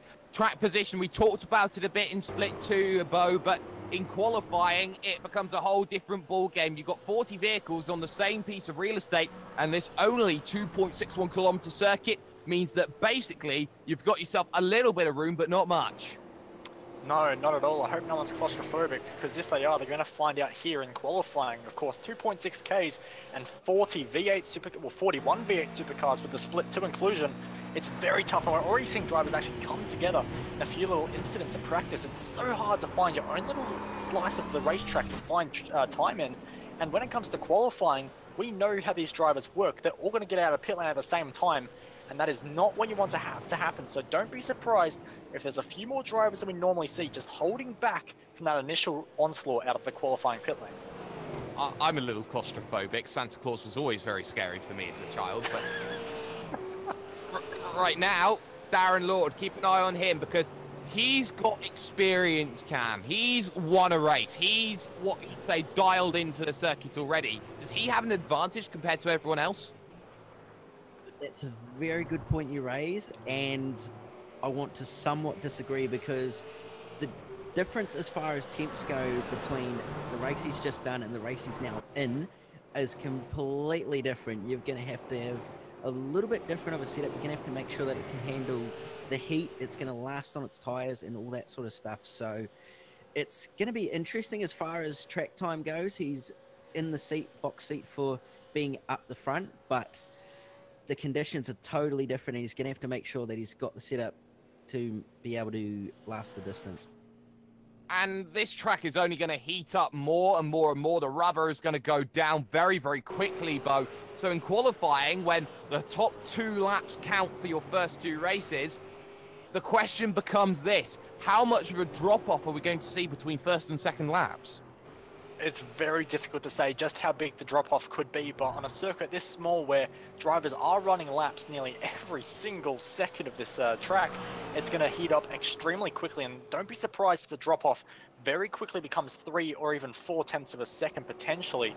And that second lap to get in is going to be so difficult. Do you do it all in the one first run and try and get the track at its best, or do you run on 2 separate stints but on 2 lower fuel loads? It's going to be a ball game that these drivers are really going to have to figure out, and there's going to be a lot of different approaches to work it out. Yes, I do know I'm talking about staples. I know I'm a very boring office worker, so stay with me. I'm trying to get my bearings together here at 10:30 in the morning, British time. But practice is going to be over. We're going to head over to qualifying, a crucial qualifying. Not getting the lap in is going to be vital. Getting track position is going to be even more vital than that. It's all about how you manage your track position as well as you get the best out of your vehicle. Qualifying is go. 20 minutes here, Cam, on the clock, and first out of pit road, vitally, is Emily Jones. Yes, I was actually just checking that just before to see the pit order to see who would actually leave pit lane first, and I did see that it was Emily Jones, followed by Ross Rizzo. So this is going to be very, very interesting to see what sort of a time she can do. And the other thing is, like Bo mentioned, who's going to do what as far as getting 2 laps in? Are you going to go straight for 2 laps, or are you going to wait and get 1 lap in, wait, and then go and get another lap in? So this is going to be all on for making sure you can get his best of it. And Dane Warren's apparently got damage from what I've been told. I'm not sure why. He's gone into his teammate, I believe. No way. I believe Let's there's an ASM car into the back of another ASM car. That is disastrous, and that was actually in pit road. There was a massive checkup on the lane, and there was, in front of him, it was Ethan Warren, of all people, who he managed to run into. There was a checkup. Chris Robinson, Luke Harvey, Jake Blackall, and then Ethan Warren and Dane Warren run into the back of each other. There's no rear boot now for Jake Blackall either. A massive checkup on pit road. You don't often see it, but he's now got to go back, sort out the damage, and go again. That's going to be massive because he's not going to have the best track conditions, Bo. He's not. He's going to have much worse track positions because everyone would have already chewed up the grip on the circuit. It would have heated up by then. It's all going to be completely different for him now. That is the worst case scenario for these drivers. And it's not just a few of them. There's quite a few. Even Luke Harvey has minor damage to the back bumper of his car.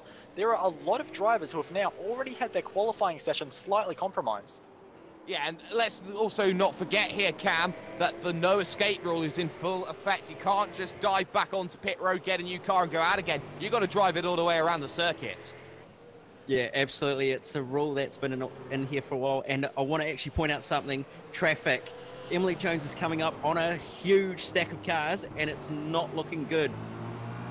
It's not looking good at all. Greg Sharp's got to get on pretty sharpish. If he doesn't want to get caught out, he won't. So Emily Jones, she will be the first driver to set a lap time, followed swiftly by the Trick Sim Sport machine of Ross Rizzo, who is 5th in the championship. Cross the line then for Emily Jones. She will set the first time, 107 flat. followed up 105.9 Madison down, 106.2 Josh Muggleton. Times keep on flying in more and more. Here's Jake Burton, but his time 106 flat, not good enough. Hampstead and also Maloney looking to put their times in. They're not good enough either. Keep looking back the end. Ethan Griggolt not doing too badly, but keep an eye on Jared Filsdale round the final corner, looking to put that first banker lap time in. Needs something massive here to get himself G'd up. 105.919, it's second. And look at that. It is Trans-Tasman 1, 2, 3. Filsdale and Burton are 2 and 3.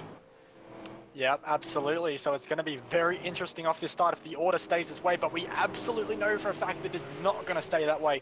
Times keep coming in thick and fast. It's very intense, but at the moment it's the hometown driver. Madison down in the 77, making his way to the top of the timesheet. Wow. It's also close as Dane Warren now slots himself into P number 3 with a damaged car, so not hurting him as much as he would have thought. But still, what could have been if you had a clean car? We'll continue on. More drivers coming across the line now, Jake. Oh, even quicker from Emily Jones, 106.9, and she improves. Drivers still looking to improve. Madison down does a 106.3. That's not ideal. Burton comes in. He'll have another go a little bit later on. So you're seeing here drivers struggle. Ethan Griggolt gets a massive wiggle out to the final corner, almost pancakes the outside wall, but he goes down onto pit road. So now it becomes get your second laps in. Here's the next scenario that you find yourself in, Bo. Do you go for 2 laps in a row, or do you go for fresh tyres and 1 lap banzais each time?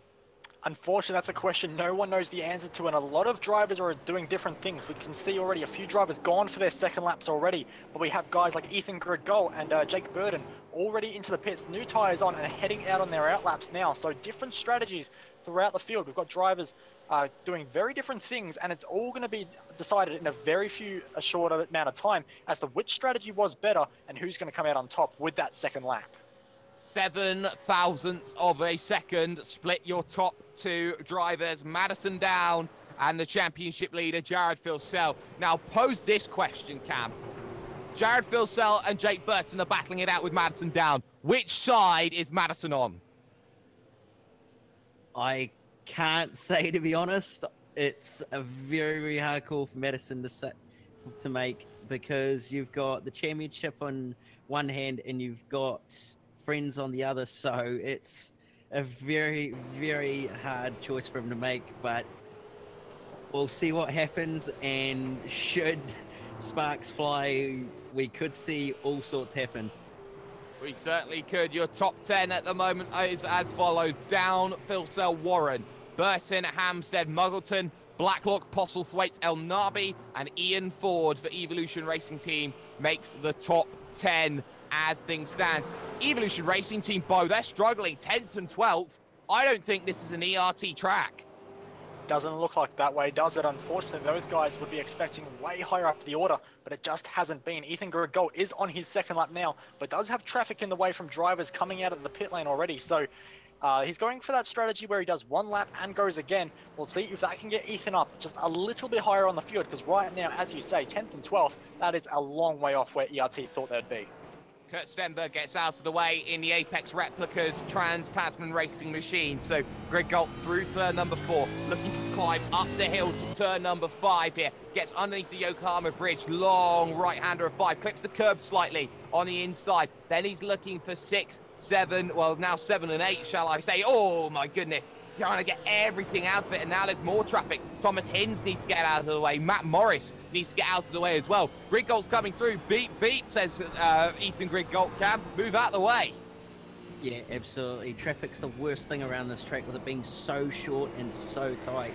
It's sort of a similar dilemma to what you find at Barbagallo that real V8 guys find, but just on a little bit less of a scale. So it's going to be interesting to see whether the rest that have just come out of pit lane will be caught up in traffic, or whether they'll have fresh air. Well, that's going to be the question they're going to keep on asking. It's going to be a tough day. And look at the wind. It is gusting here at Oran Park today, right now, Bo. It's 26 kilometers an hour, northwesterly winds. That is going to be throwing a lot of spanners in the works. And I think it's throwing a lot of drivers out of kilter. Absolutely, it's throwing them off the track as well. Of course, we've seen a few in the Turn 1 gravel traps so far in the session as well, and would not be surprised if that is the wind playing a factor, of course, when you're braking for that very tough turn number 1 and 2. It's just changing their line a little bit. It's pushing them aside from where they would like to be, and that's catching a lot of drivers out. So this wind is causing just as much havoc as the track is itself. And I think a lot of havoc also comes to the fact that when you do have an incident, especially coming in towards turn number 3, if you get into that infield through 3, 4 and such, you basically end up in this karting complex. I like to call it a Sperrydrome. I'd love to host a Top Gear or a Grand Tour style event where you basically do stig laps around that infield section. But Cam, you could get lost so quickly through there and lose like 50 seconds or something. Yeah, absolutely. It's a very, very interesting complex, that little karting circuit area. So if you do go way off, you could find yourself in a little bit of a exploration adventure sort of style thing. So you don't really want to make an error or get sent out there. Otherwise, you could be out in the weeds and trying to look at your map going, where am I going? Well, I will definitely be casting Magic Missile if I ever get into any trouble. Into the wall goes Jake Blackhall, trying to get down onto pit road. And there was the personification with Dane Warren. Warren was on a flying lap. He was trying everything to get his second lap time, or his best second lap time in. It was a 106.5 for him. That's not bad at all by his standards. In fact, that is his second quickest time, so that will be what he'll be using for lap number 2. But Dane Warren, he's now got the bonnet back on the machine. He's now trying to get himself going. I think, though, that we saw just how close you can be on pit road. I am very worried for this race because drivers are not taking liberties with drivers on pit road as well. Whoa, there's a vehicle off. That's Scott Sosłowski. Yeah, Scott Sosłowski doing a bit of lawn mowing out there, but you're absolutely right. Of course, it's going to be very, very difficult for these drivers just trying to get the most out of this circuit at the moment. And the second laps are proving quite havocsome as well, because of course the drop-off we're seeing at the moment is about 3/4 tenths of a second between the first and second lap. In fact, one of the best examples was Madison Down. He's one of the only drivers that has 2 laps very, very close to each other, but even then that's still a 3+ tenth of a second gap between your 2 laps. These drivers are really struggling at the moment, and their second lap is going to be really mixing up this second race grid. Oh, you bet it is, as we are halfway through qualifying, as Madison Down still holds that lead in qualifications, but he knows he's got a lot of work cut out of him in the first of 2 races. This one, 23 laps, everything to play for in this one, and he knows just what it takes to be at the pointy end, at the big time, at the very, very top of sim racing itself. And right now, it's a very interesting grid. A lot of drivers up and down the field looking to put their names into the hat right now. A lot of TTR up at the top, but certainly a lot of pockets of space cam from the likes of TTL. Got Performance Sim Sport in there, Synergy up in there. You know, that top 10 is pretty well balanced. Yeah, it actually is. It's a very, very good mix of different teams. You've got obviously TTR on 1, 2. Then you've got ASM even in 3rd place. Then you've got TTL in 5th. And then you've got Synergy Sim Racing in 8th, even PSS in 9th, and then ERT in 10th. So it's a very, very good mix of drivers throughout that top 10, and going to be in for a very, very interesting race to see who's actually going to be able to haul their car around this very, very tight and technical Oran Park. And what would happen, Bo, if you get a caution around here? It's so narrow, it's so tight, it's so technical. If things just clog up in the middle of the pack or the front of the pack, a caution comes out, that's going to be a nightmare for drivers trying to navigate through. And that dive onto pit road becomes so much more vital during a race. Absolutely, it's going to be carnage, I think, if there is a caution. You know, we always hear that cautions bring cautions, but we'll have to wait and see in the race if that does happen, what will happen, because it is such a mystery. It's so tight. And for these drivers, if they're going to try and get out of the way of something happening in front of them, or even just getting into pit lane, trying to take advantage of a safety car or a caution or whatever it might be, it's going to be very tough, and we're going to see some big strategy calls being made, I think. Last time out at Watkins Glen, we had 8 cautions thrown over the period of 64 laps. That was a testament to how difficult a circuit Watkins Glen can be, as Jared Filsell desperately looks to set up his lap time. Sam Blacklock just giving him the run then towards turn number 1, and that's going to be vital for drivers as they try to work together, Cam, to try and get each other upwards through the field. Yeah, absolutely. If you can work together with your teammates as well as you can, then you're bound to get a very, very good result. This track isn't too draft dependent, so it's not too vital that you have to have someone in front of you to try and cut that wind out of the way, but it does help to a little bit, especially down that front straightaway, which is a little bit longer. Your top 10 have already been talked about. Your 10th or your 11th to 20th looks like this. Jake Maloney, Ethan Grigalt, Luke Harvey, Michael Schreier, Ryan O'Sullivan, Brenton Hobson, Thomas Hinds, David Moore, Ross Rizzo, and Mitchell McLeod. A lot, Bo, a lot of synergy sim racing. And also, we are seeing a lot of issues going on for more drivers even further down the field. Kurt Stenberg surprisingly off the pace. You talk about the likes of Emily Jones surprisingly off the pace. Are you looking even further back? I was expecting maybe a little bit more from the likes of, say, Dean O'Brien. Yeah, absolutely. This circuit's really thrown up a bit of a mixed qualifying order, hasn't it? Of course, still time left on the board for those guys to rectify that.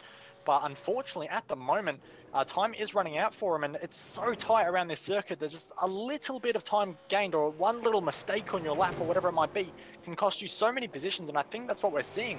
Because, of course, at the moment, Kurt Stenberg down in 22nd, it doesn't look great, but if he found 3/10, he finds himself in P number 12, jumping 10 spots. So just a little bit around this circuit can make a lot of positions. And don't be surprised if we do see still just a little bit of shuffling around in this final 6 minutes. Well, it could be shuffling for that second grid as well, because that becomes vitally important, as there's going to be just that bit of contingency that goes in. It's not just about who can do the quickest lap. Sometimes the second quickest lap is important. Chris Coxhead, Jared Filsell, Forzan El Nabi, all in the train. Matt Morris trying to get on it as well. And for slower vehicles, and I'm not being mean to anybody here, Cam, but for drivers who aren't normally up at the pointy end of the field, getting in qualifying, getting behind some of the fastest drivers in the session, that's going to be crucial for you learning and improving your times. Yeah, absolutely. It's always good when you're a slower driver. You can get behind someone like Jared Filsell or Madison Down, or someone who's got plenty of experience and knows how to drive these cars as quick as possible, because if you can pick up things like how much quicker you can get on the throttle, where you can turn in or where you need to brake, it will drop your lap times quite a bit, and sometimes even significantly if you follow them around for quite some time. So it'll be very, very important for some of these guys if they can jump in behind someone and learn a few things and pick that up and help their lap time. Yeah, and there's an issue maybe for Riley Blythe. Oh dear, he stopped at the side of the road. I wonder if anything's happened to him at all. The answer is an engine. Hello, Riley Blythe's not going any further here, Bo. No, he's not. Unfortunately, that is his day done. And that is no steam in that Evolution Racing Team Falcon. To the pits he goes, and session done for Riley Blythe. So 26th is going to be the best he can possibly hope for in this first race, which is a massive shame for him. And fortunately for him, he does have a very nice second lap in the pocket as well. So it's not all bad for Riley Blythe, but any opportunity to improve on that is gone out the window now. Oh, you bet it is. 4-minute warning coming up soon. We are inside the 5-minute warning here on V8 Online, and this is going to be a very, very vital qualifying just to get in mind. Very, very briefly, we are going to be heading over as well to the Virtual Racing School Facebook page. That will coincide with the action that we've got going on here today as well, so make sure that you check them out too. But 4 minutes to make things work. Vehicle stopped as well as Jared Filsell. I think he's just letting the traffic go through. I don't think he wants anything really here, Cam, to do with anyone else. No, absolutely not. He'll want as clean of a track in front of him as possible, so he doesn't have to worry about anyone catching him or getting in his way. So he's got to make sure that if he can get clean air, he's going to be able to put it out as best of a time as possible. And I don't know if he actually is going to do any sort of a good time here, as the track is actually heated up quite a bit by the looks of it. And actually, more rubber has also gone down, and guys are doing much, much slower times than what they were earlier in the session.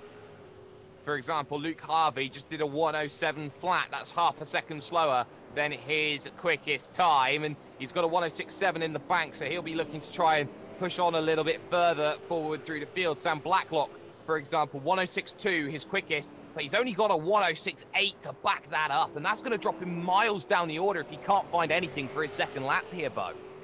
Yeah, of course, that's something he really has to try and find, but with the track conditions as they are, it's going to be such an uphill fight. Of course, he does have a car in front, which is Chris Coxhead, and he might be able to provide a little bit of draft down the front straight, and we'll see if that can help Sam at all, but he needs something, just a little bit extra to find that time, because at the moment the track has really dropped off, like Cam was saying, and finding those extra few tenths of a second, which is so crucial at such a small circuit like Oran Park, is not an easy thing to do.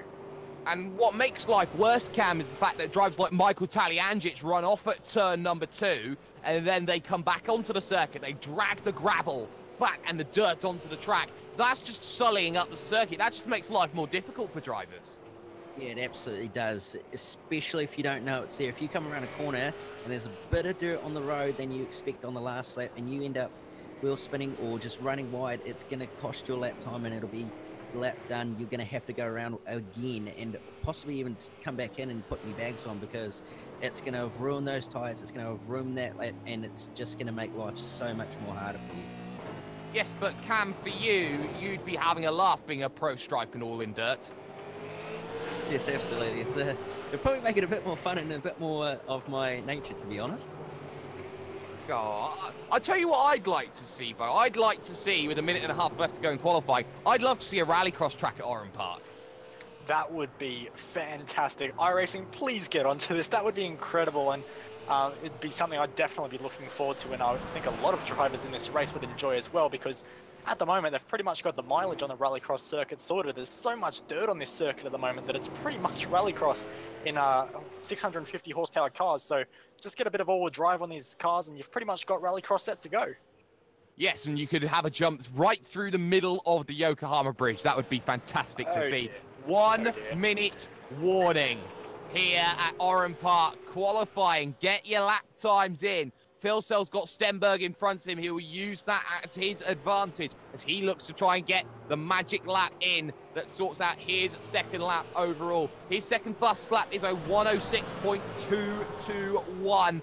I'm not sure he'll be able to go quicker, but he'll certainly give it a try as he heads through the final corner. Stenberg pulls out of the way, gives him the opportunity. That will compromise Stenberg for any chance on his second best lap as well, as he looks to try and get the second race today sorted out for him. Timer, though, looking to expire in the next 15 seconds, and it's going to be marginal. Rizzo, I think, is going to make it to the line. Maloney certainly will, but after that, Christian Hinton, he's got a big charge to get there as we have 5, 4, 3, 2, Hinton makes it 1, Larnock makes it, Hins doesn't, so Hins will be the first one across the line, and I think Larnock's the last one to get a lap in, Cam.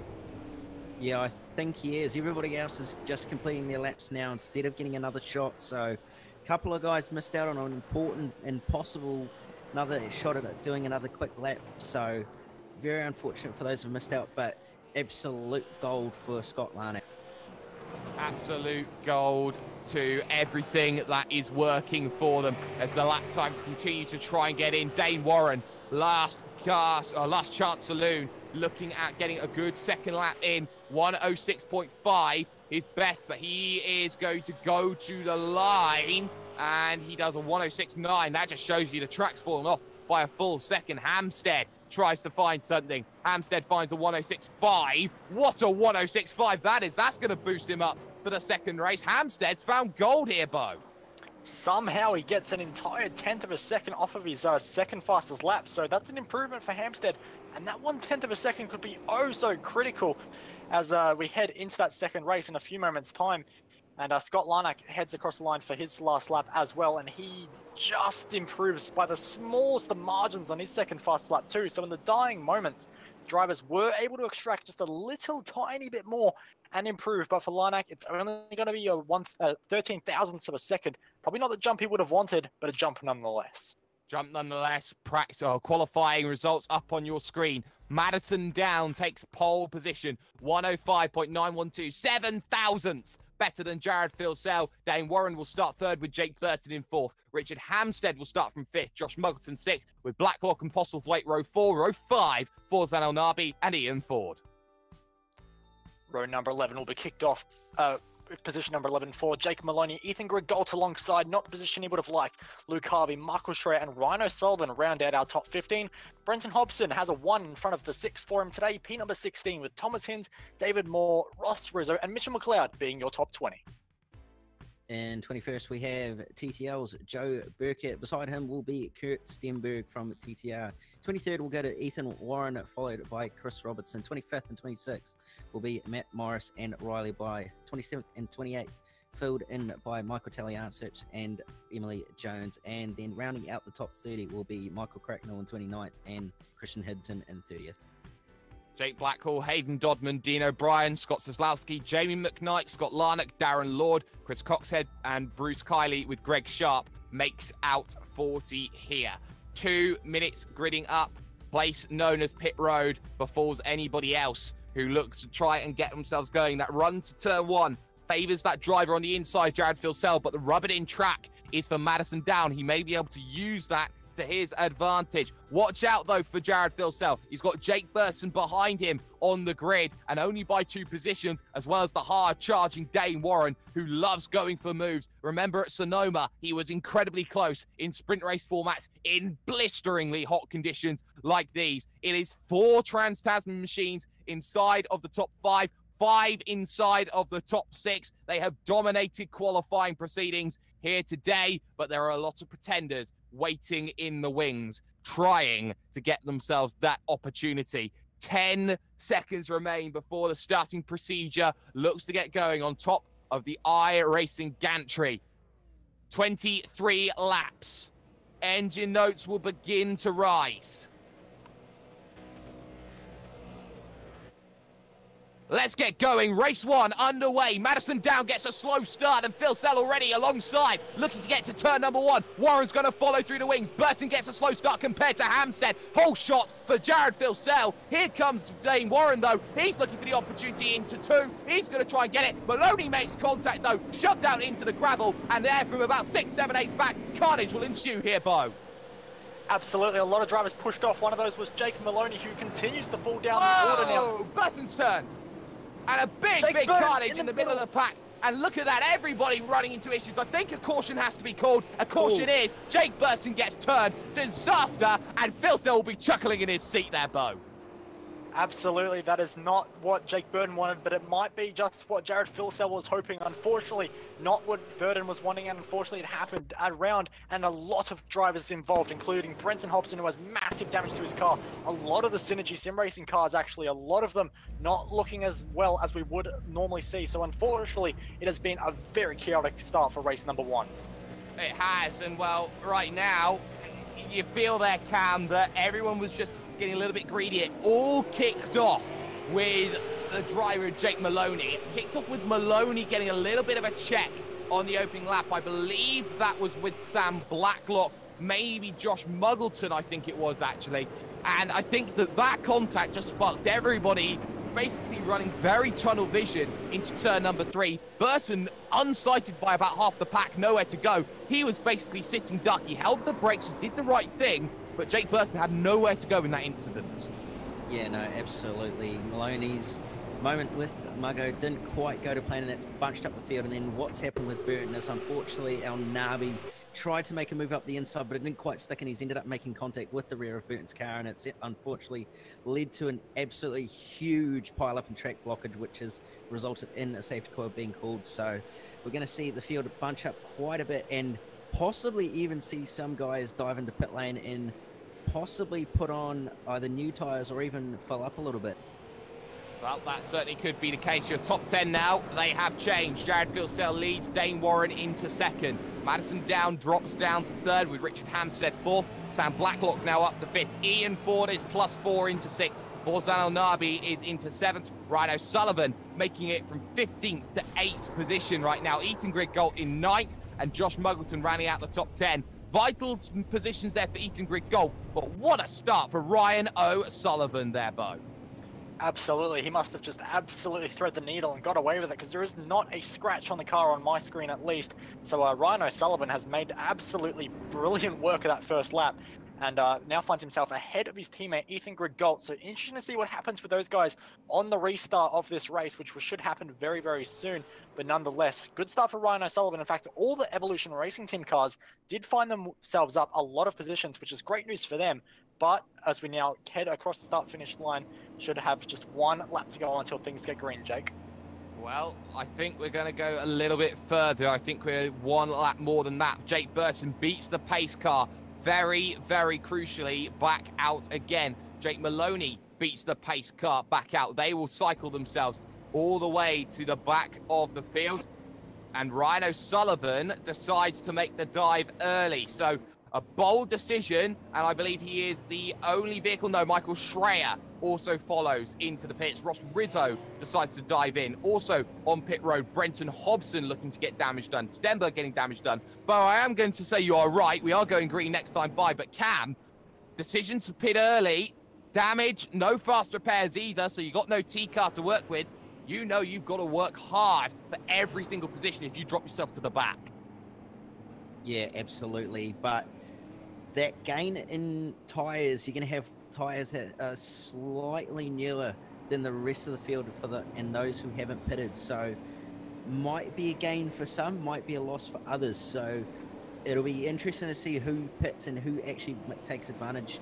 But we're not too far away from going green by the looks of it.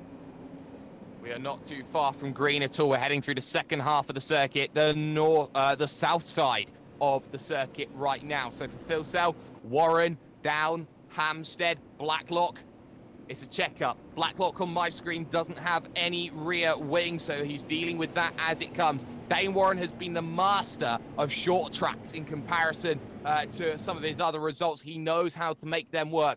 Big gap now given for Jared Filsell with the pace car just in front. He's allowed to do that. He's waiting for that pace car to hit pit road so he can gas it and get himself going on lap 4 of 23. Already 1/6 distance scored in the books, but for Dane Warren, he's got to get the perfect start because Madison Down can coordinate here and try and get the jump back on Dane. So round the final corner, pace car dives down onto pit road. Phil Sell guns it. Green flag in the air. Let's get going again. Slow checkups then as Forzan El Nabi dives down onto pit road as he's got himself a few issues side by side. Hinds and Muggleton going at it into turn number 1. Blacklock under pressure. No pressures for Jared Phil Sell as they get onto the brakes. But that side by side means that Ian Ford falls back too wide in the middle of the pack now, Cam. As you can see, Muggleton, Harvey now going at it. Hinds gets himself through. You've got Ethan Warren going on now with David Moore.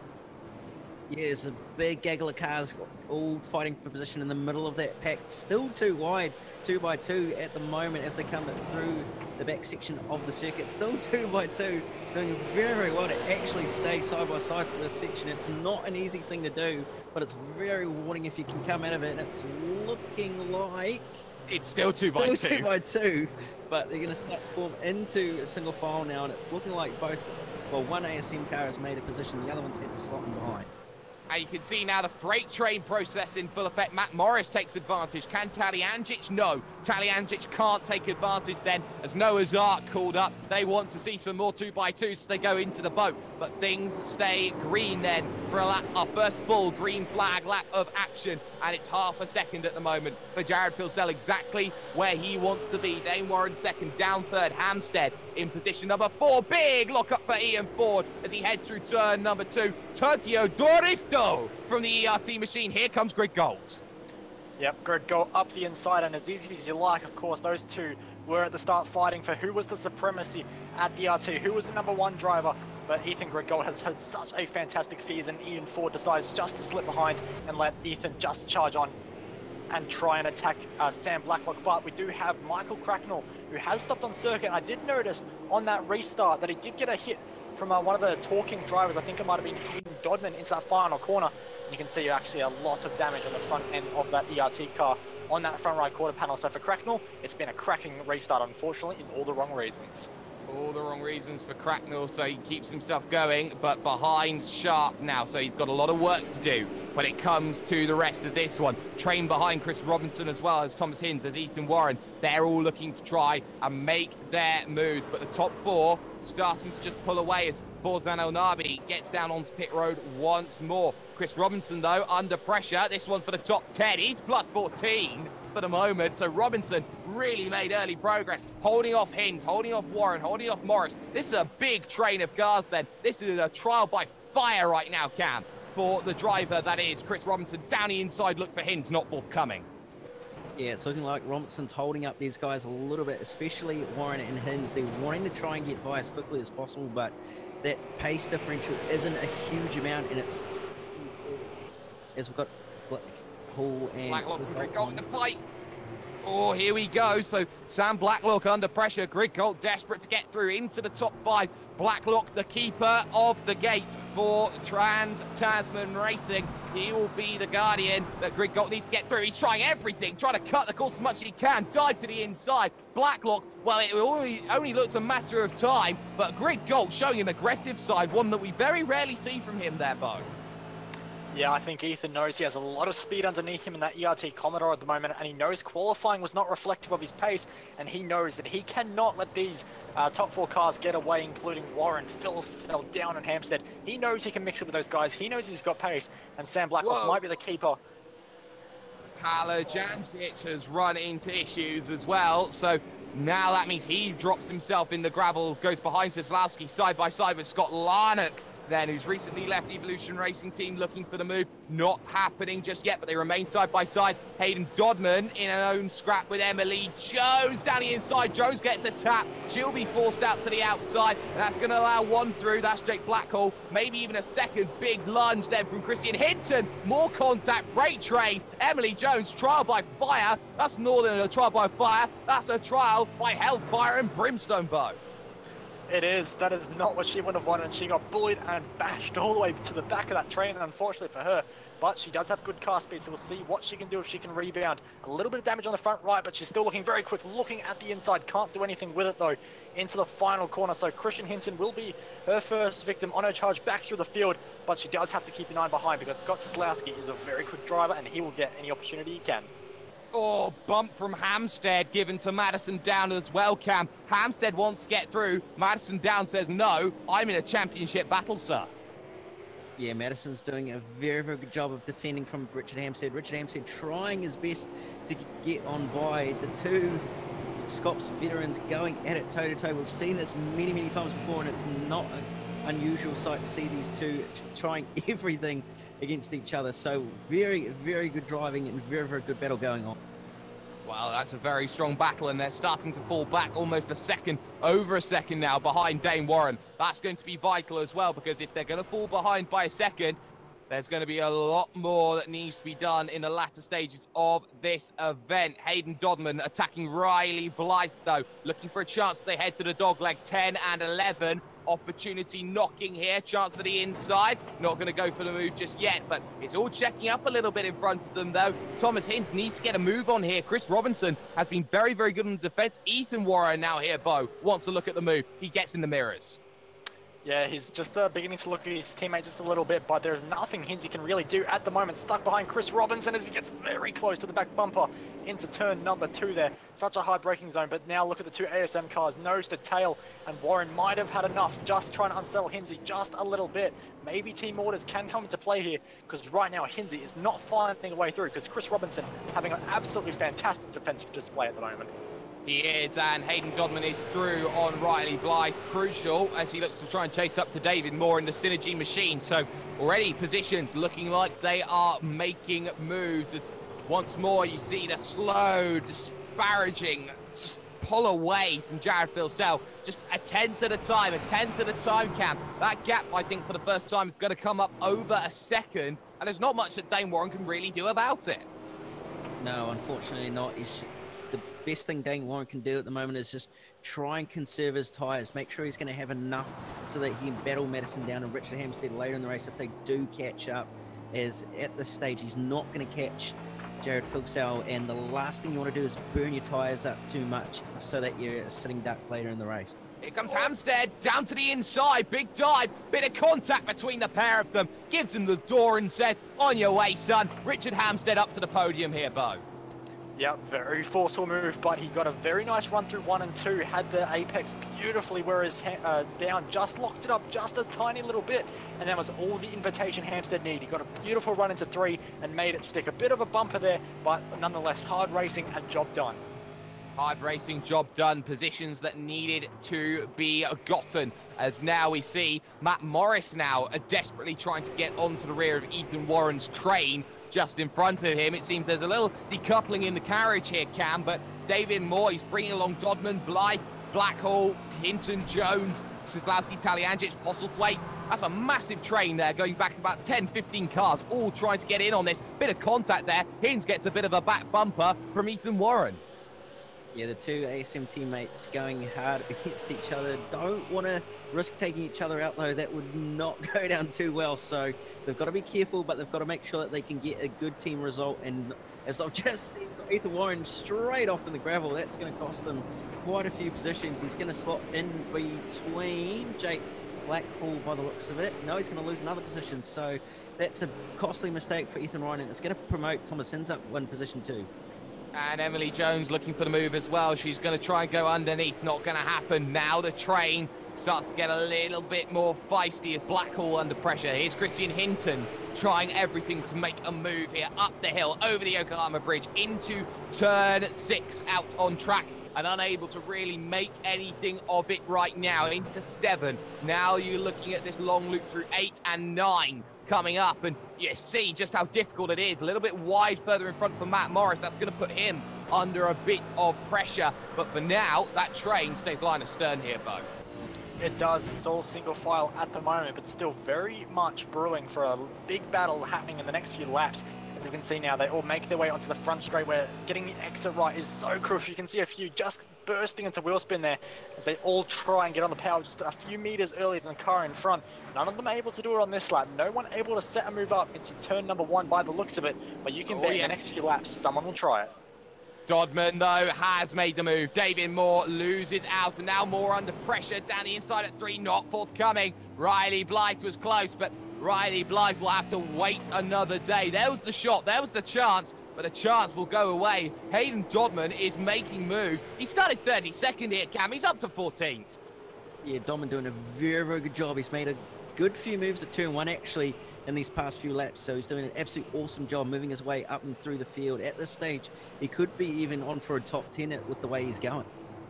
He certainly could be on for a top 10, and what a top 10 that would be. Hayden Dodman, who has been pretty much out of the woodwork here in this event. He has got his lucky boots on, and maybe he's got his lucky underwear to go as well. I think he's very, very happy with the way that he is driving this one. A little bit further back, though. Small little pack going on behind with Forzan Elnabi, Kurt Stenberg, Michael Cracknell, Greg Sharp, all in the mix here and trying to gain positions quickly. That's what Elnabi needs to do. He's got a battered Kurt Stenberg just in front, and I wonder if it's, well, Elnabi one lap down trying to get himself through, but every position matters.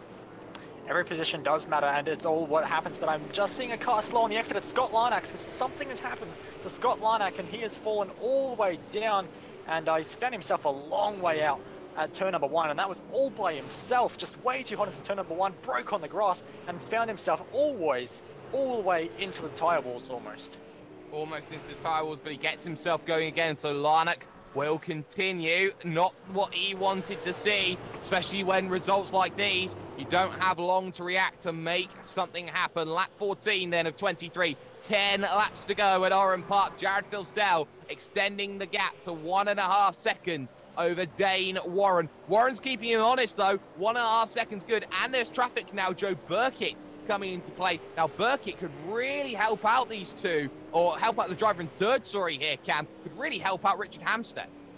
Yeah, he absolutely could. He could just hold up Filsell and Warren just a tiny little bit. He doesn't need to hold them up too much, as he doesn't want to cop a penalty for not obeying blue flags. So he's got to be careful about it. But if he can do it right, he may be able to help his teammate. There was a look from Christian Hinton on Blackhall. Going to try and dive to the inside. Big outside lunge then from Ethan Warren. He gets a little bit hung out to dry. Opens the door for Emily Jones to think about the inside. And she won't be able to get that working. Emery, you've got to start making moves. You can't just stay there forever. You're there +9. Yeah, that's fine. But you've got to keep on pushing forward. You've got to start thinking, how do I make the move? And, you know, that's the thing. You can't stay around forever. The race has laps here, Bo. You know, you can't just sit in the pack and go, oh, well, I'm in the pack. It's a nice race. Exactly. You can't just afford to be playing follow the leader in this championship, especially when we are just about to hit to 9 laps to go. Especially when she does look like she has very good car speed at the moment. And Ethan Warren, Christian Hinton, and Jake Blackhall are all there for the taking. If she can just buckle down just a little bit and get a good run, just like Ethan Warren has. Very nice run out of the final corner, bump drafting almost Christian Hinton into turn number 1. We'll see what move he tries to make, if any. They fire their way in hard braking zone, trying not to lock the inside front. And no moves done, but that's going to be the driver of Hinton looking very, very late. We have Thomas Hins off the circuit then, just in front. He just went too deep through 1. Was always going to be stuck on the outside. No chance to recover it. And as such, he drops behind Riley Blythe. Big move down the inside of Matt Morris. And there was Hayden Dodman. They come together. Dodman throws Matt Morris off the circuit. Morris comes back into David Moore. Moore checks up now into 6. Here goes Riley Blythe into issues. He gets a bit of a shunt, and that's going to allow 1 through of Thomas Hins. Hins then gets down the inside of David Moore, who's trying to redress the issue. And there's 3 more coming through.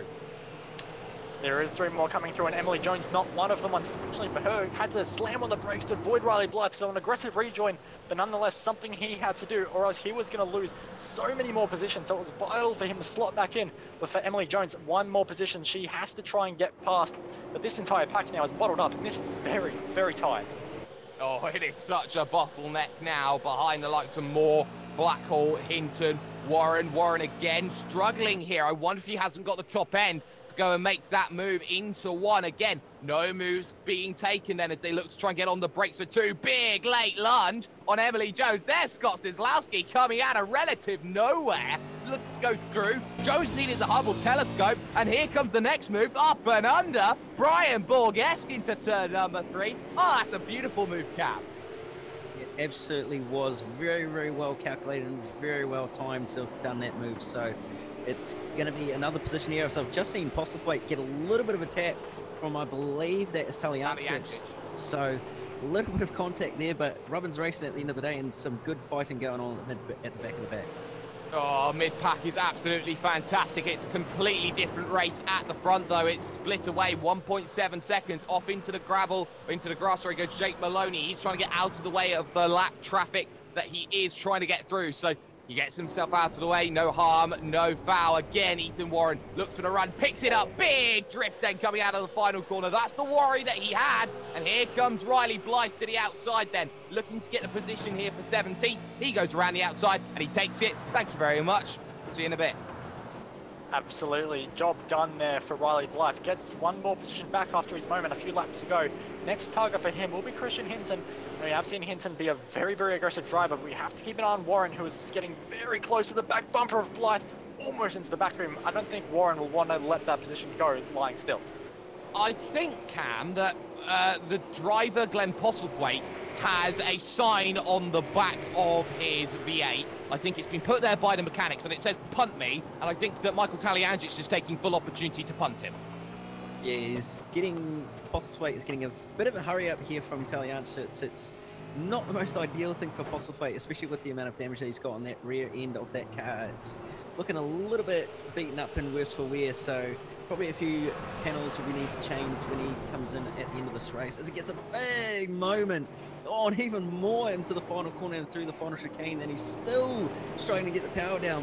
And it's looking like Taliancic is possibly going to get a move done here up the inside as they have a drag race down at the front straight. It's going to be very close contact side by side as they head down towards turn 1. Taliancic on the inside. He's going to get the move done very well into turn 1, but Postlethwaite's going to come back straight up the inside on turn 2, and they're going to go side by side out of turn 2, and the race is going to be on down to turn 3 as Postlethwaite still struggling to get the power down, and Taliancic is going to have the optimum line into turn 3, and now he comes in.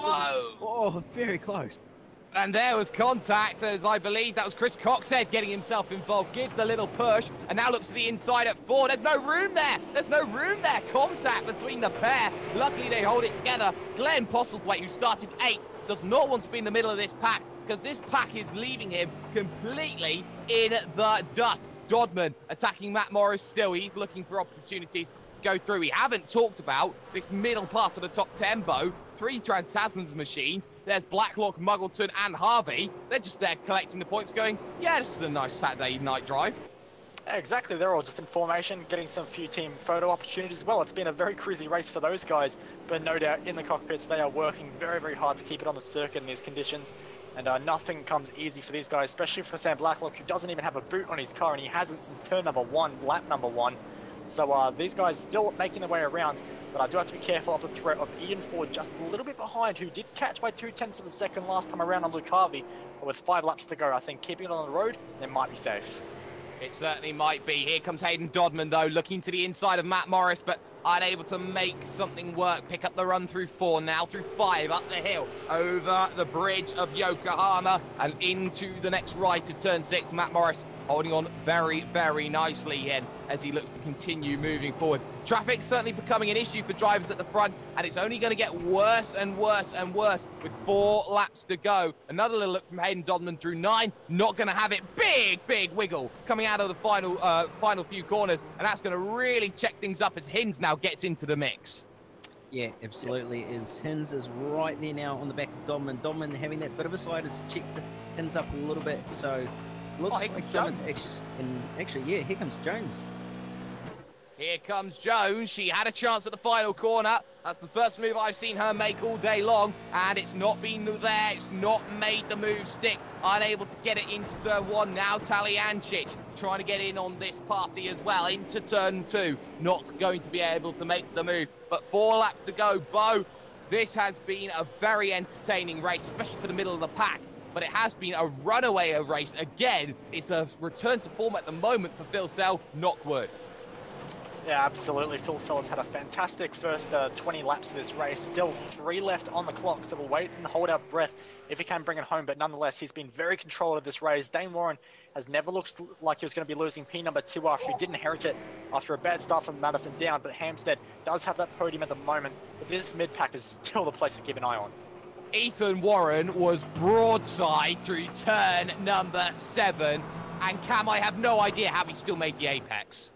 Yeah, I have absolutely no idea either. That was a amazing bit of driving for him to have made the apex there. So very, very good driving to actually keep it on the road, as a matter of fact. So props to Ethan Warren on the driving there.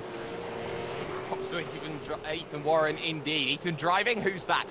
But you still have that battle. Jones, Zlowski, Taliancic in the mix. Not quite, and as Jones looks to try and pick up the run through turn number 2. She was just a little bit early to the apex there, I felt there, but I don't think that she really had the opportunity to go and make that move stick. As again, here comes Hayden Dodman down to the inside, takes the position away from Matt Morris, and cleanly this time Morris gets a wiggle. Hinzy's trying to get back in it.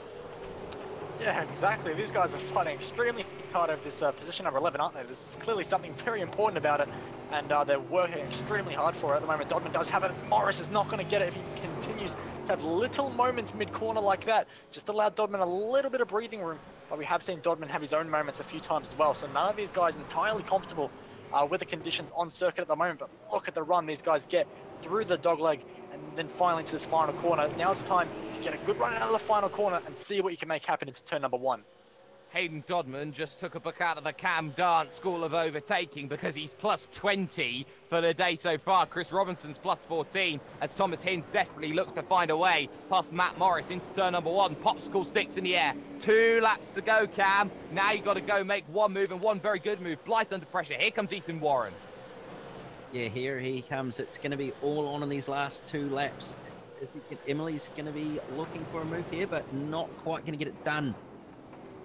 Up and under attempt. No, not going to get there. Kozlowski all-star defending very well. And again, no chance for a run. No door open for Emily Jones with Taliancic, Postlethwaite, now Coxhead and Kylie trying to get in on the rear of this one as well. And Emily, go careful, go careful. She gets herself a massive slide, holds it together, but Scott Kozlowski holding on to things for the moment. White flag in the air, though, for Mr. Number 1, Mr. two-time champion, Mr. reigning champion, Mr. championship leader, Jared Filsell. Any moniker you like, any moniker you can take. It has been textbook Filsell all day long. Got the lead early off the start. Then he got a little bit lucky with the caution, wasn't under pressure from Warren. Then he's just pulled away from the rest of the field, and there's not much more that you can say about it. Any last lunges into turn number 1 mid-pack? Any last lunges? Come on, any takers? No takers, but there's still going to be Blackhall versus Hinton. Hinton looking for the outside at turn number 3. Inside for turn number 3. That's not going to happen. But to Jared Filsell we look as he heads to the dogleg for the final time. It's going to be yet another race victory for Jared Filsell. Final corner approaches. Bow down before me. You had nothing for me this race, and I'll try and take the second one as well from you. Jared Filsell wins the first race at Oran Park here, Bo. Yeah, a fantastic drive from him, a fantastic drive from Dane Warren, and also a great pass for Richard Hampstead to find his way on the podium. From pole position, it was not Madison Down's day, unfortunately. Down was the only direction he was going in the order, unfortunately. And Ethan Gregol did find his way up the order, but still, P number 5 is not what he would have wanted. No! Contact! Round goes Blackhall, and that's going to hurt. Christian Hinton too far away to get going. More contact as well towards the end. Blythe loses out in terms of position. Jones gets a drag race, and she loses out to Kozlowski. But, oh, dear me, Jake Blackhall is going to be so frustrated with that. That was a desperate move, in my opinion, Bo. He had a chance, but, you know, it was that last lap pass. Do you go for it or do you not? Yeah, it's one of those things you have to decide. Unfortunately, that door was never quite there. And I think Jake always had that corner, and Chris Hinton just very opportunistic, had to go for it. And unfortunately, I don't think it quite paid off, and I think he'll be seeing the stewards for that one. Oh, I think he may be, but, you know, that has been an entertaining race, and Cam, one caution, but out of all of that, a lot of drama for that mid-pack, some fantastic scrapping up and down the field. Yeah, it's been an absolute unbelievable race. All sorts going on with carnage and passing and all sorts. Good battle for 11th and very, very good drive and dominant victory from Jared Filsell as expected. So what race 2 will bring, who knows? We've only got to have to wait. You only have to wait indeed. But classified results, let's get them up on your screen. Number 1, position number 1 once more. Jared Filsell, in a familiar tone, a return back to form, wins by 4 seconds in the end over Dane Warren, with Richard Hampstead having a very solid drive into 3rd. Madison Down would come home 4th with Ethan Grigg Galt in 5th place, +7 for the day. 6th place would go to Sam Blacklock, with Josh Muggleton and Luke Harvey 7th and 8th. My eyes were wandering there for a second. Ian Ford, though, will finish a respectable night with Chris Robinson +14 into 10th. What a drive it was from Hayden Dodman, who brings it home 21 spots from his grid slot. A great drive. Matt Morris, 13 spots as well for P number 12. Thomas Hinds comes home in P number 13. David Moore and Chris Hinton make it the top 15, with Chris Hinton actually going +15 as well. Ethan Warren comes home in P16 with a very bad and bruised All-Star Motorsports car. Riley Blythe did a lawn mowing of his own, but comes home in P number 17 with Scott Kozlowski, Emily Jones, and Michael Taliancic rounding out the top 20. And 21st, we have the slightly battered and bruised Glenn Postlethwaite, followed by Chris Coxon in 22nd. 23rd, we'll go to Bruce Kiley, followed by Jamie McKnight in 24th. 25th to Jake Blackhall after that unfortunate final corner incident with himself and Christian Hinton. 26th, we'll go to Kurt Stenberg, followed by Greg Sharp and Darryl Lord in 27th and 28th, respectively. And rounding out the top 30 in 29th and 30th will be Michael Cracknell and Ross Rizzo. The last vehicle on the leading lap is Jake Burton, who was involved in that opening lap incident with Forzan El Nabi, who finishes in 34th. Drives a lap down, include McLeod, Burkett, the aforementioned Nabi. You got Scott Larnack a lap down, Dino Bryan 1 lap down, Jake Maloney 2 laps down. Not a return to the series that he wanted. And then drivers out of the event, Michael Schreier, Brenton Hobson, and Ryan O'Sullivan suffering from technical difficulties. We're going to step aside, though, for one moment here on Facebook Live and also on the V8 Online YouTube channel. We're going to step aside for a moment because V8SCOPS Race 2 will be coming up in just a moment, as well as fallout from the opening race.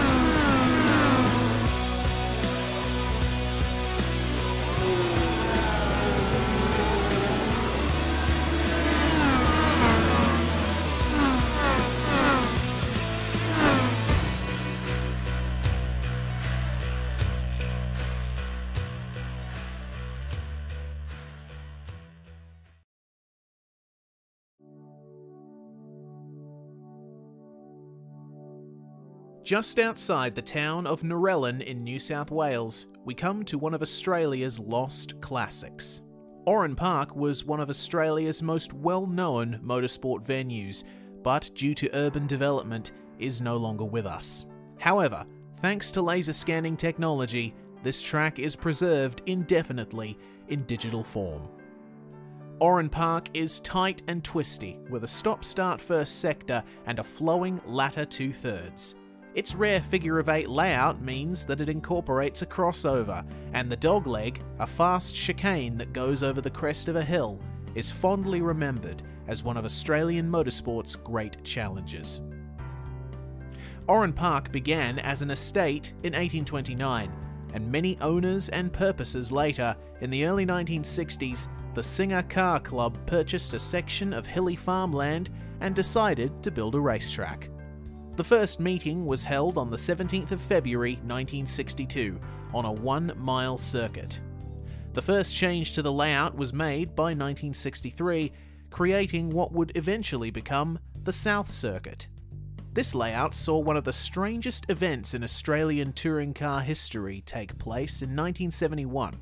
Right in the midst of the title-deciding race between Alan Moffat and Bob Jane, a spectator drove a Chrysler V8 Pacer press car onto the circuit and managed to complete a lap before exiting the track and being taken into police custody.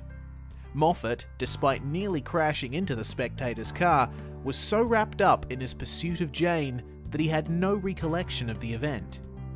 A further extension to the circuit was made in 1974, adding the iconic crossover just in time for the track to host the Australian Grand Prix for Formula 5000s. In this period, along with hosting a 500-kilometre touring car race and briefly the Australian round of the World Superbike Championship, Oran Park continued on a meteoric rise to become one of Australia's most popular motorsport venues. However, the glory days came to an end. Despite improvements to the facilities and continuous involvement in all types of racing, Oran Park Raceway's popularity declined, and the land was rezoned for a housing development in the mid-2000s. The last V8 Supercar event there was the final round of the 2008 season, and the track closed for good in January 2010. Now, in real life, where once there was racetrack, there are suburban streets. But in sim racing, there are no housing developments in sight. Oran Park continues to provide good racing in the virtual realm, owing to its tightness and big elevation changes. We Australians have a habit of making some tracks of ours a bit small for the overpowered, undertired cars we race. But honestly, would we have it any other way?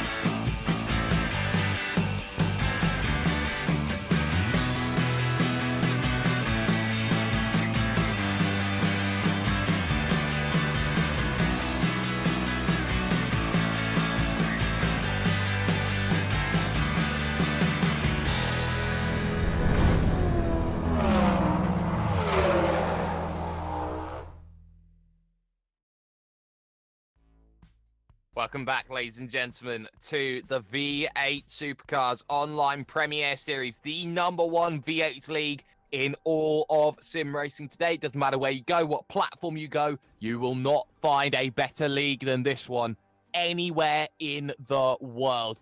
What an opening race that we've had. We had battles up and down the field, and we had the traditional story of Jared Philsell wins. I'm hashtag Do You Mind Jake Sperry. I'm joined with two people in the commentary booth because Reese has decided that he's decided to go to a wedding. So, yeah, you can do that. We've got Bo Albert here, and we've also got Cameron Dance. So, Bo, an interesting first race. A lot of things we can take away from that opening race. One of the most important things that we can take away from is Jared Philsell has race pace, and that's going to be the worrying thing for everybody in this event. Absolutely, and it's even more worrying when you look at the grid. He's starting from pole position, so the rest of the field have to play catch up, but if anyone can do it, there are some very quick guys behind him on the grid that may be able to get the jump in this first phase of the race and potentially take it to him. But if they can let him go like we saw happen in that race just then, it might be a worrying case if Jared Philsell walks into the distance, but that's still to be decided in the next one. It definitely is still to be decided, and, well, Cam, we saw overtakes are possible here. Ethan Grigault just summarized it perfectly. He made positions early, he made positions quick, and he got himself into the top 5. Great damage limitation from the Evolution Racing Team driver. Yeah, absolutely. He did a fantastic job at moving his way up through the field and getting into that 5th position that he eventually finished in. As you said, it is possible to pass, but you've got to do it at the right spots. If you don't, it's going to end in tears. It certainly can end in tears. We are going to have a very quick talk with Mike Korolev, the racing the steward that we have available to us here at V8 Online. Mike, let's say it's an easy race for you in some respects, but that opening lap, you had a pretty easy call, would you say, between El Nabi and Burton? Yeah, we did. It was. Forsen obviously got in there and turned him around, but we certainly felt that with Jake instantly facing the rest of the pack, that is definitely a safety car position. And yeah, it's one of those situations that I think we should have deployed it, and everyone was in agreement in race control there too. We'd also like to just sort of address one of the other points there at the restart with the new rules that have come out. We note that Forsen went for the pits. Now, he was under green flag instructions at that stage and able to go in, and he was clearly in the pit lane. So just to clarify there, Ethan Greg Gold, although he did lift off and actually slow down to make sure he didn't pass before the start-finish line, with Forsen being in the lane and clearly going to the pits, Ethan was actually okay in that situation to accelerate normally, although he did do the cautious thing. But yeah, just to clarify that, that's certainly a situation where Forsen's obviously heading for the pits. Ethan's clear to go. And in terms of this circuit and the decisions that you make around it, it's very narrow, it's very tight. There's a lot of vehicles that are trying to make moves very early on. Do you feel that the bottlenecks that you see around this track are maybe more leaning towards that caution side and making your life a little bit more difficult? Look, yes and no. It's one of those situations because it is a narrow track with so many curves and there's so little distances where people can line up passes. Certainly the passes have to be very clean and crisp, and you don't always get that. So it can make it a lot harder in decisions because, gentlemen, your drivers just have to turn into corners when they turn. If they're defending, like for example in the last lap there where Jake Blackhall in the last corner turned in on Chris Hinton, so we reviewed that, and 3 laps beforehand Jake had always been much further and wider out and turned in a lot later, so it was clear he was defending. So in that situation, Chris is not fully to blame. He had set up a pass, was going to put it underneath there. Jake did a little bit of blocking to protect the position heading to the line, so there is a small amount of blame attributed to Jake for his blocking because it was late. If he had been more across the circuit, certainly Chris, then if he turned, he would have gotten the full penalty. So in decisions like that, yeah, it is a lot harder, but then sometimes, you know, guys are just making passes that they've really got to think through, and if you can't make it, you can't make it. So it can be very much a follow the leader circuit. It certainly can do. And for the second race that's going to be happening in just a few moments' time, do you feel that the drivers have learned from that opening race to create cleaner conditions for the second race? Yeah, I do. I really do. And I think, you know, as a general rule, we tightened up the penalty situation this year a little bit, and drivers are certainly managing their passes a lot better because the licence points just don't allow you to, they don't give you a lot of leeway. You do have to race a lot cleaner. And in general, that's made our job a little bit easier, which is good. I think it's produced cleaner racing. We don't have guys pulling desperates, which is great to see.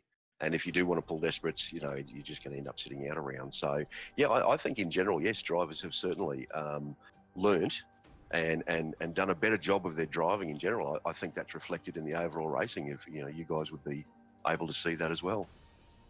Yeah, you definitely do get to see that there. Mike Korolev joining us then from the stewards panel. But I find that very useful, actually, talking to the stewards in races like these, because most races that you see on iRacing, they don't have a stewards panel. Most iRacing races, in fact, all iRacing races now are official races. They don't have stewards. You just go out there, you race, and whatever happens may happen. Do you feel, Bo, that having that ability to talk to the stewards, actually getting insight on decisions, do you think that just makes racing more open? It makes the drivers maybe more respected when they get out there on the circuit? Absolutely. I think it's a benefit for everyone to have that kind of live stewarding and having that ability to have someone to talk to, so you know where the line with the rules are, with blocking are, with passing or making contact with another driver. You know where those boundaries are, so you know if you make contact with someone and it's over the limit of what is put in the rule book or what Mike has said in the team, you should be redressing that, or you're going to be facing a penalty. It's so much more clear cut, and I really wish that was something a lot more series did, but SCOPS is one of the only ones that has done it, unfortunately. That's why it's the premier series in Australia. Well, it certainly is, and it's one of the best leagues in the world, and I've covered my fair share of leagues throughout my time. Of course, I'm doing a 10-hour day in terms of this weekend, so I'm a very, very busy man. Cam, second race is always going to be one to keep an eye on, always going to be interesting to watch. What are you looking to see? I'm going to look at who's going to be the most strategic, because in the second race, you have to complete a compulsory pit stop. So who's going to be the strategic one and put on fresh boots as late as possible, or possibly try and undercut? It's going to be very, very interesting to see. Oh, you bet it is. We're going to step aside, though, very briefly here on V8's Online and the Virtual Racing School Facebook page, because we are going to get geared up then for the second race of the night here at Oran Park in the virtual world. Talk to you in a second.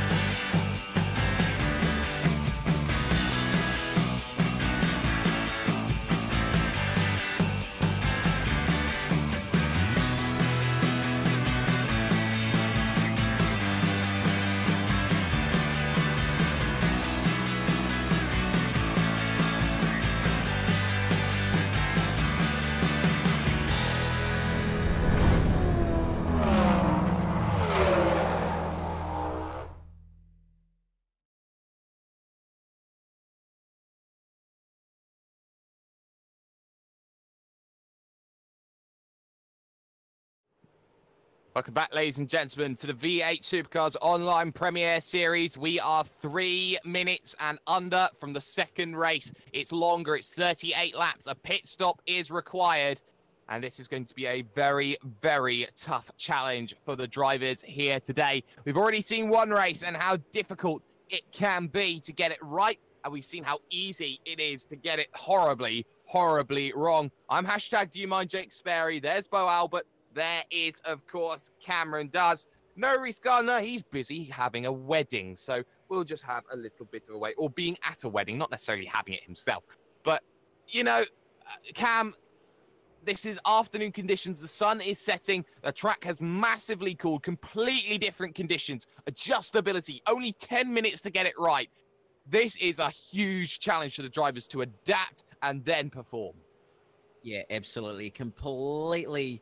radically different set of conditions. We've got a 24-degree air temp and 26-degree track temp.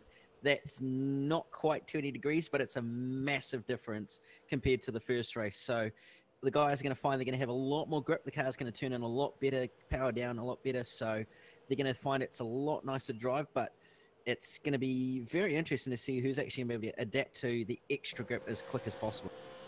And that's going to be very, very telling as well. I think that you look at this one, Bo, you think, okay, maybe my first race didn't go well, but this is an opportunity to try and respond and try and do something well. So actually, I've just seen Jared Filser run off at turn number 9. So if that's anything of an omen to go by here, then even the best are struggling.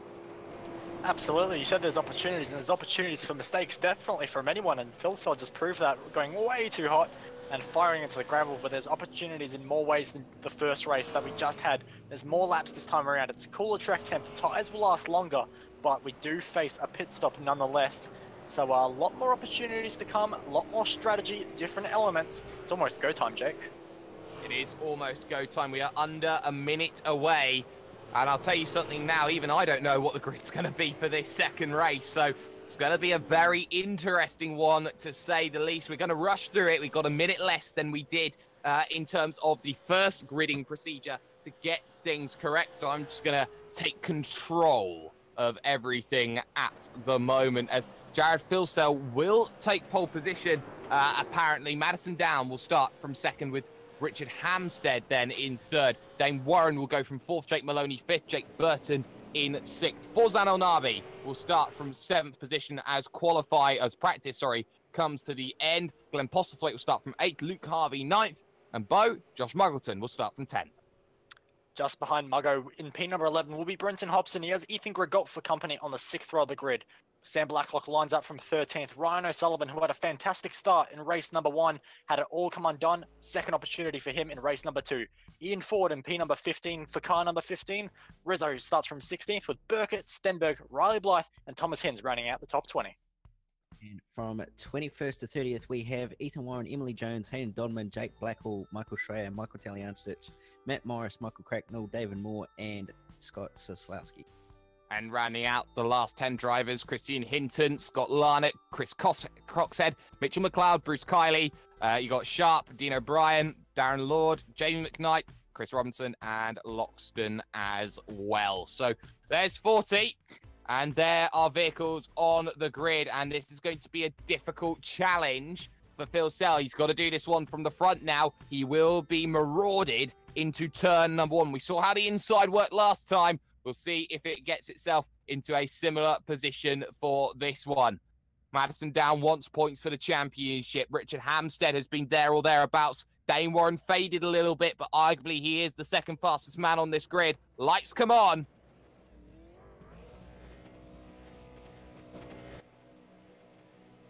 Lights go out. Let's get going. And it's a slower start this time from Jared Filsell. He's matched. Slow from the third row was Burton. He gets swamped by 3-4 vehicles as they run into one. Room being given then by Filsell. He wants to get that slingshot into turn number 2. And he's going to just about get it as they check up too wide. Down still goes to the move though. He's on the outside. He's got himself through. And for now, it's not complete. Inside line, turn number 3. Filsell gets it. Here comes Hamstead. Yep, Hamstead dives up the inside. Can he make it stick? It's hard to do on the inside, but he does make it work. And Madison Down fed out to the outside.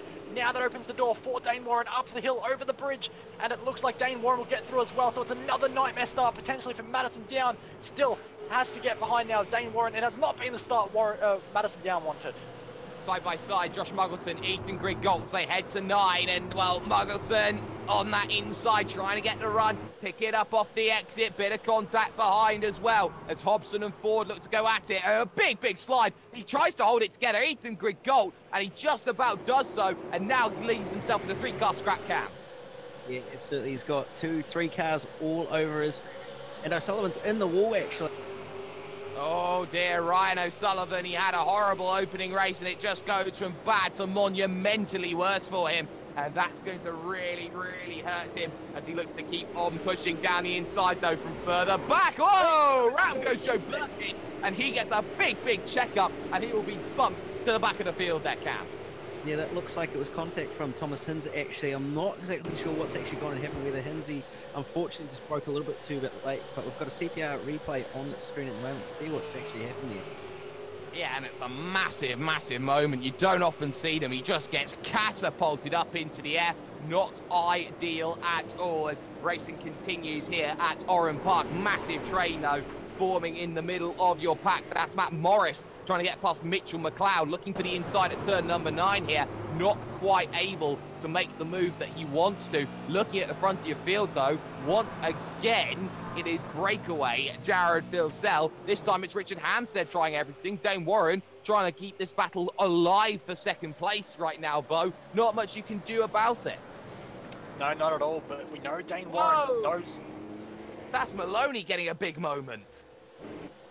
Yep, and look who's going to take advantage of that. That's Glenn Postlethwaite straight through, but he's going to have to try and shut the door. Just about does it. Very tight into turn number 3. Maloney on the curb, not the best exit, but will hold off the charge from Forzen Al Nabi as well.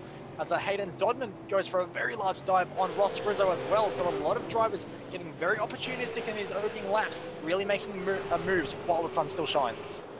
And there's a vehicle slow, and that's Christian Hinton, and there's no boot on the rear of that machine.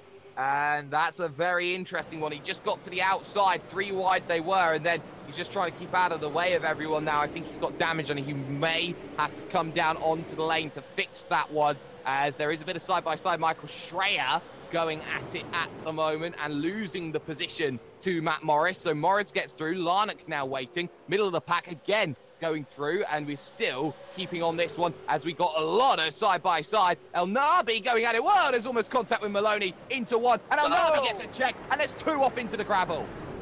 Maloney started Harvey. back in the final corner as well. Oh, look at the rejoin! Harvey hits Hobson. Good Lord, that was... not turn Brenton Hobson around. If they're going to continue on, not the rejoin Harvey would have said, but this was chaos in the midfield, trying to scrap themselves all around, and now Ryan O'Sullivan goes around.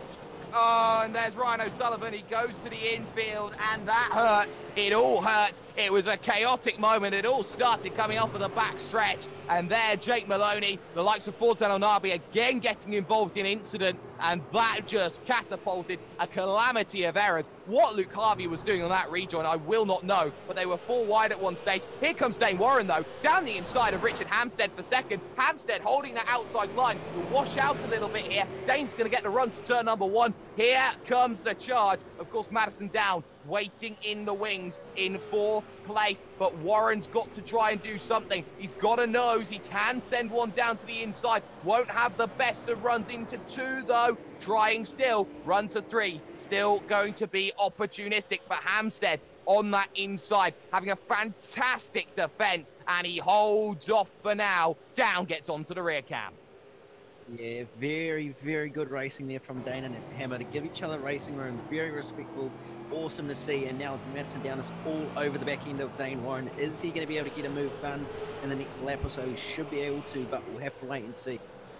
Here comes Mitchell McLeod down the inside of Jake Blackhall. Bit of a bump, and Blackhall gets hung out a bit and loses the position. Now Schreier wants to get in. Lilac versus Morris as well. Morris is going to lose the position. Bit of contact there between the two. A puff of brakes goes up, as well as now Michael Cracknell tries to go down the inside, and there's contact with Chris Coxhead. They hold it together somehow, though. They keep themselves going. This has been action-packed here, Bo, but a little bit too close for comfort for my liking. Yeah, it's feels like something might just kick off in a few moments' time because everyone is going for half moves. Everyone's just trying every pass that comes available. They're not thinking about moves at the moment. It's very aggressive stuff. And I'm surprised it hasn't been an even larger incident than we have had already, as we do have a very nice battle warming up at the moment for P2, Hampstead, coming under pressure from Warren, and now Madison Down joins the party.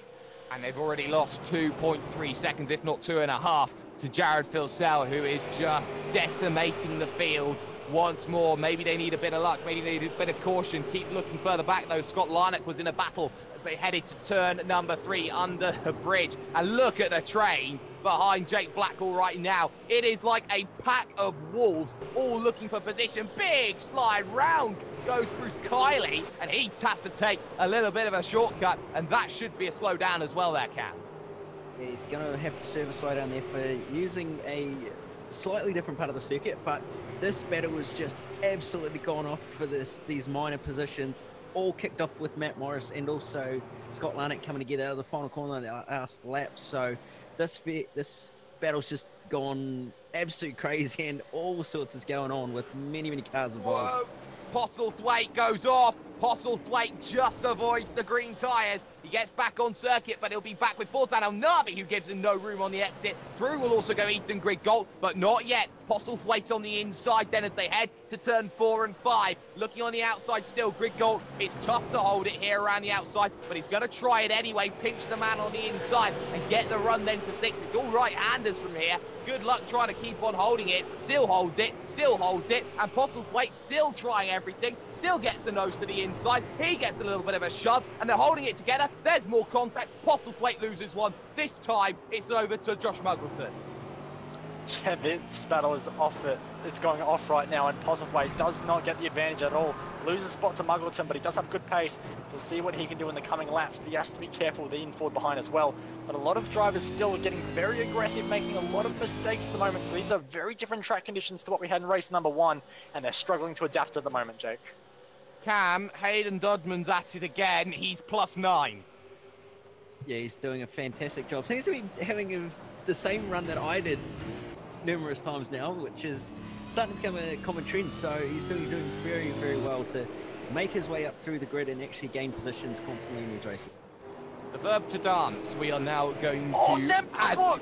Oh my goodness, Blacklock, go, careful boy. Go sideways through 3, Dorifto, and not really doing much, losing 2 positions because of it. Behind that though, Jake Maloney under pressure, Ross Rizzo, good on you son. Get battling with the big boys. Yeah, from split 2 all the way to fighting it with the big guys in split number 1. What a turnaround season it's been for Ross Rizzo. Finds himself currently 4th in the championship, having an absolutely fantastic run. There's no stopping him, is there? No, there's not, and he's fighting for 14th with Jake Maloney. It's just, 15th for Jake Maloney. He has lost the position, but good on him. He's still having a really nice scrap of things right now as things continue. Still, Warren versus Hampstead, the battle for P2, still there, but it's sort of a pseudo battle. We are at 1/4 distance, halfway around this lap 9 of 38. Then we are on at the moment. It is still Jared Filsell holding that advantage. Off goes Brenton Hobson. That allows through Ethan Warren. Here comes the really bold move from Hayden Dodman. Gives him a little bit of a tap of his own as well there from Sam Blacklock. That just checked up. It absolutely did that. Moves checked that entire group up, and it's just caused a bit of a bumper moment. So very close in just outside the top 10, and it's all on throughout this field so far in this race. Oh, you bet it is. Ryan O'Sullivan then looking to attack Scott Zieslowski down the inside, and Zieslowski does not look comfortable. I wonder if he's got any issues with that vehicle at all, because he was just looking very unsettled as he came up the hill there, Bo. Yeah, car does not look particularly comfortable at the moment. There is a little bit of damage to the right side of that car, which is potentially a bit of a hit into the final corner wall, which we have seen so many drivers do, including Ryan O'Sullivan, who is just in front at the moment. Doesn't look like there's any steering damage, but we do have carnage happening. Oh, yes, we do. We've got cars down on pit road as things stands. That's Brett Loxton, who is down on the lane as there is a lot of checkup and brakes.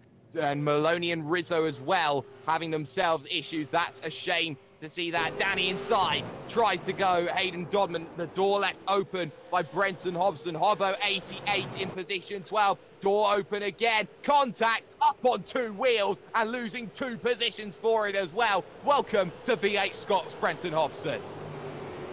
Yeah, very forceful move there from Hayden Dodman, but does get a few more moves done. So Hobbo loses a spot, Sam Blacklock gains a spot as well, and Dodman lucky to not get much damage on that car either. So somehow they all got away with it somewhat unscathed. Only Brenton Hobson's pride hurt in that one. Only pride hurt, but a couple of positions. He won't be too happy about that, and of course, you can see everything that he does afterwards on his YouTube channel, Hobbo88. He keeps a good document of his races here in V8SCOPS, but now, once again, there is more traffic to deal with, and once again, it's Joe Burkett who gets out of the way for those 3 in the battle, 2nd, 3rd, and 4th, and Luke Harvey and Hinsey coming down onto lane as well. We are firmly in the early pit stop window as things stand here, Cam. Yeah, a lot of guys are trying to get that undercut, trying to get in the clean air out of traffic, so they're not too affected and slowed down too much. So we'll see how this undercut works and whether anybody's going to take... whether it's going to pay off for anybody at this stage, as it's, yes, it is cooler, but again, you've got to make sure that you save your tyre. Yeah, the tyres are so important, as is the fuel number as well. It can so easily go wrong once you get yourself caught up. Maybe you underfuel it, hoping for a caution. Maybe you have to go twice down onto the lane. Nothing so far for Jared Filsell. He'll stay out and probably go as long as he likes when it gets right down to the bread and butter basics. Wiggle for Muggleton, though, coming out to the final corner. He's desperately trying to stay with Ethan Griggolt. A Griggolt +5, looking to get onto Forzan El Nabi here, Bo. Yeah, he is. He's putting in a really good charge at the moment, and a few drivers do have to be careful with cars coming out of the pit lane now with this traffic situation we have, but no issues for Ethan Griggolt, and Forzan El Nabi is his next target. A little bit of a margin to catch, but we know how quick Forzan can be, and just taking 0.02 of a second out on that last time around, so not a huge gain, but there is definitely pace in the Evolution Racing Team car. There is, as Michael Taliancic runs very, very wide, coming out of turn number 1. In fact, there was contact there with Emily Jones. Jones gets a rear quarter panel, holds it together, keeps the position. She was spread eagle across the circuit, and, well, Jones held on. Ryan O'Sullivan didn't have a chance to go through there, Cam. No, he did not at all, so a bit of unfortunate circumstances there for him, but he'll carry on. He will carry on, almost a bit of contact again there into turn number 7. So already we are seeing just how aggressive these drivers can be. Everybody looking at opportunity, going, okay, can I get this person? Can I get that person? Can I get the other person? Can I get every person? A lot of people waiting. Kylie down on the lane. Also on the lane is Michael Cracknell, as drivers look to try and get their stops done. As Madison Down goes through on, I believe that is, nope, that's Joe Burkett. Sorry, my mistake. I got a little bit confused there. Of course, the 2 TTL liveries there. I thought something happened there for a moment. Cam to Richard Hampstead. Hampstead's alive and kicking and actually trying to extend the gap to Dane Warren. Yeah, he is indeed trying to build a gap so he can get some clean air and try and possibly counteract the undercut on a number of guys. So it'll be interesting to see what strategy the TTL boys have got for Richard and what he's going to do as far as tyres go. But as far as tyres go, it should be interesting. Here's Chris Coxhead, though, 1 lap down. He's there with Jamie McKnight, who's in 22nd. Not ideal when lap traffic is maybe slightly quicker than you. Our split 2 winner, Darren Lord. We didn't talk about him in the opening race. He's doing well right now at the moment. He's +13 at the moment, Bo. Yeah, he's having a good little run in a split 1, so definitely whatever potentially had in split 2, he's showing it in split number 1 as well. Trying to hunt down Greg Sharp at the moment and doing so quite effectively. So we'll keep an eye on Darren Law and how he progresses. But at the moment, like you say, he's had a fantastic 13 laps. But we do have Madison Down in the pits. Undercut time, and a big undercut time. Madison Down makes the bold choice to come down in. And will this force the hand of everybody else in that train? Dane Warren must be careful. Also, who have to be careful? Richard Hampstead as well. Would this even force the hand of Jake Burton in 5th position, now up into 4th, who desperately is trying to get onto the rear of this train here, Cam? Yeah, it's going to be quite interesting to see who reacts to what Madison's done here. Madison's on fresh tyres, so he's going to have the best out of that group, but what sort of lap time it's going to produce and whether that undercut's going to work for him is a mystery. We're going to have to wait and see. And there's been a move as well. Josh Muggleton has got himself through on Ethan Grigg-Galt. That one was down into the opening corner. Hampstead, keep an eye on this one then, because he comes down onto the lane. He has to cover the move. Dane Warren's going to stay to his strategy, but Hampstead's covering Madison down. That's very vital. Madison down in comparison, heading himself through turn number 8 right now here, Bo. Yep, and more critically, Madison Down had no traffic at all, so it's been a perfect outlap for Madison Down, exactly what he wanted. Found a perfect gap in traffic and has been able to push as hard as he can in that Momo 77 car. So as he rounds the final corner, he's going to get a little notification that Hampstead's in the pits, and that is go time. Postlethwaite in, Grigg-Galt in, you've got Muggleton in, Blacklock in. They're all looking to dive down onto the lane. Hampstead waiting, penalty. Hampstead gets 2, Trigger happy with the gun. He's speeding on the lane, you're right, and that's going to mean he's there for an extra 15 seconds. Look at those 15 seconds behind Sam Blacklock now, behind a whole lot more. That's a massive, massive penalty as race leader Phil Sell dives to the lane here, Cam. Yeah, very unfortunate for Hammer there. He looks like he just came in the pit lane a little bit too quick, and he actually clipped the tyre bundle on the left-hand side, so he's actually damaged the left-hand front quarter of that car. So I'm not sure if he's got a meatball, but it might be a little bit too much damage for him as he's actually falling down the order even further. So very unfortunate for Hammer there, but he'll continue on if he doesn't have too much damage. I think he's got too much because he's been there for forever and another day. So that should be him out of the event. I didn't catch that. That's the perils of pit road. Dane Warren stayed out, though, on that last lap as more drivers look to come in. Here comes Madison Down out of pit road then. Goes Jared Filsell. He gets the run that he wants. Jake Burton comes out of pit road behind Madison Down. That one to be expected when it came to the stops. Forzan El Nabi in relative clean air with Muggleton and Grigg-Galt still. So no real changes. There's a big lunge to the inside there for Jake Maloney. He's battling it out with Ethan Warren at the moment. For Dane Warren, though, in terms of comparisons, he's now, whoa, sideways onto the lane there, Bo.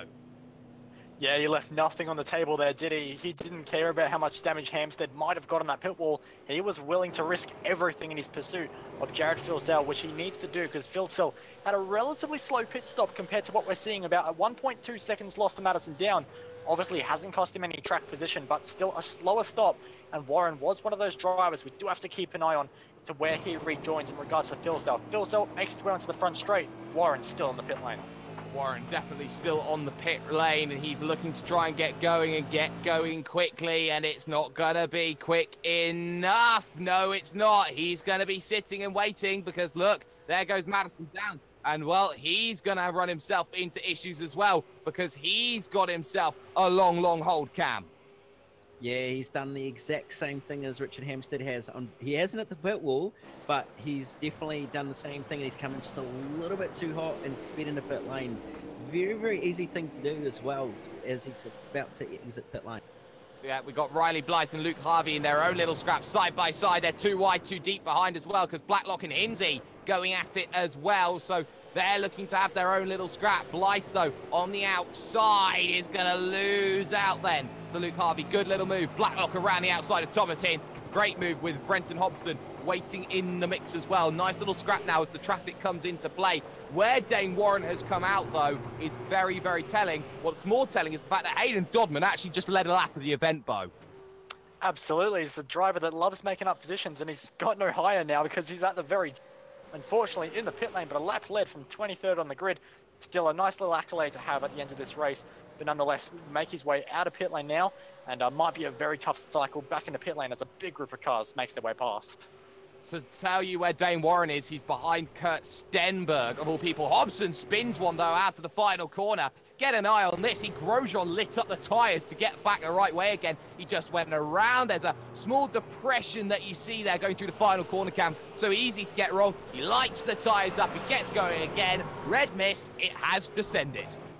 Yeah, that's not the most ideal thing to have happen. It's very easy to do at that final corner, especially with the way that the car can become unsettled. So very unfortunate for Hobbo there, but he's going to regather himself, and I'm sure he'll carry on. I'm sure he will. And Postlethwaite now in a scrap with Ethan Warren, nose to tail as they make their way to 9. Wiggle from Postlethwaite, who has been off a couple of times already in this event. Look just behind, Jake Maloney will want to get in on the mix as well. But Ethan Warren now looking to be the aggressor, close, thinking about the inside, caught in two minds, unable to make that move. Ethan Griggold just in front though, battle with Josh Muggleton, as diving down onto the lane will be Greg Sharp from 9th place. Yeah, Ethan Griggold definitely hunting down Josh Muggleton at the moment into turn number 1. And you can see that late move somehow almost got into the bumper there of Josh Muggleton very, very late from Ethan Griggold. And now that's cost him a bunch of time. Very lucky not to spin the Trans-Tasman Racing driver. Oh, he's so lucky, but he holds himself in good stead as things continue. Race leader is Emily Jones right now, staying out. She's on lap 19 of 38. Half distance is scored complete, and Ethan Warren again. Keep an eye on this. They're 3 wide almost, heading up to 6. And Ethan Warren looking at this one. Maloney slots one down the inside. Lovely. Cut back for 7. No chance there. Great move from Jake Maloney, but Ethan Warren, all of that was down to 2 wide, down the inside. Postlethwaite just got a little bit sideways, and that was enough to just open the door for Jake Maloney, Cam. Yeah, absolutely. Very, very good driving by Maloney to see that the door was open and just make his way through and avoid the incident. Unfortunate for Ethan Warren, though, is he's had that little bit of contact due to what happened with Postlethwaite, and it's just unfortunately unsettled the car. So he's lost a bit of position out of this, but he'll regather himself, and I'm sure he'll be able to get back by. And we're over halfway. Jamie McKnight lets the position go to Madison down. Now Jake Burton on the rear of the train as well. He's not out of this championship, but he's got a lot of work to do to get himself back in it. Ethan Warren still looking to attack Jake Maloney as well. Keep an eye on this one into 3, and then what has been a very good overtaking opportunity, underrated, into 4. We've seen a lot of moves into turn 4, not close enough to make that move just yet. It gets a little unsettled as well, Bo, unable to really pick the power up on the exit. Look behind though, you've got Blythe, Blacklock, Harvey, Hinds, McLeod, all there in the mix, and just in front of all of that is Hayden Dodman in 14th. Yeah, there's a lot of battling at the moment, isn't there? And another battle that was happening with Scott Lineak, refusing to let effective race leader Jared Fieldstyle get through. Finally gets the run out of turn number 1, but Scott Lineak playing no favourites at all and put on a very big defensive display against Fieldstyle. But nonetheless, like you say, there's a big battle happening further down the order, including a lot of drivers. Glenn Postlethwaite coming under attack slowly by Jake Maloney, but Ethan Warren also in that battle pack. It is definitely beginning to heat up now in this race. A battle pack just sounds like something that you just apply as you look to get ready for war. On the brakes into turn number 2. And for now, it seems that Warren not quite there. Wiggle for Maloney off the exit, unable to capitalise properly there. Down the inside, though, Ethan Warren said, no, I'm ready to capitalise. I'm going down the inside. Gives them a little bit of a door at the exit as well. Gets the position sorted. Does Maloney try and follow it back? No, he gets a little sideways. This opens the chance then for Hayden Dodman to go battle with the big board here, Cap. Yeah, bit of hip and shoulder there from Ethan Warren to give to Maloney there. Very, very good racing. Nothing with a bit of... Oh, very wide there. A little bit of grass there from Maloney on the brakes, so that's unsettled the car, and he's lost the position to Hayden Dodman there. But yeah, nothing wrong with a little bit of hip and shoulder and a bit of door-to-door contact from Ethan Warren and Jake Maloney to have a bit of good racing there. God, Hayden Dodman is like a scrappy Yorkshire Terrier. He knows exactly where to just get in and around and try and get himself in those scraps. And in fact, Maloney is coming down in onto pit road. So that is Maloney's chance at the top of this field. Pretty day and done for him. So Dodman now can attack Warren, can attack Postlethwaite, and could potentially look at a top 10 if he can get to Ian Ford just a little bit further down the road. But Hinds and Harvey still going at it. This is just a little bit further behind as well, as Thomas Hinds close at the moment here, Bo, but not really in a position to make that move. Rhino Sullivan running wide behind as well, with Schreier trying to attack. Yeah, exactly. There's a lot of little battles slowly happening here at the moment. Harvey and Hinsey, definitely one of them. Sullivan and Schreier, another, as they're all just slowly converging on one another. We do have to be careful that we don't get too much of a train happening at the moment. Riley Blythe only a little bit ahead of the road of Luke Harvey. And he has Sam Blacklock's the company just behind. And Blythe not quite got the same amount of pace as the drivers behind consistently. He's making a few laps which are just a little bit out of character for his usual. And that's just allowing this group just to close in a little bit as they make their way into the front straight. Blythe so sideways, and that's going to hurt his run all the way down to turn number 1 and 2. Oh, it is. Damien McKnight comes in. Richard Hampstead comes in once more. The damage clearly too much as there's a little charge into turn number 1. Close. No, not quite just yet then as he wants to make the move. And the train will only look to get bigger and bigger. Dane Warren through then just behind that on Michael Taliangic for position 21 on circuit. He got that one through some great running around the outside of the final corner, Cam. Yes, absolutely. Very, very good move around the outside. So he'll have that position and he'll try to hold on to it.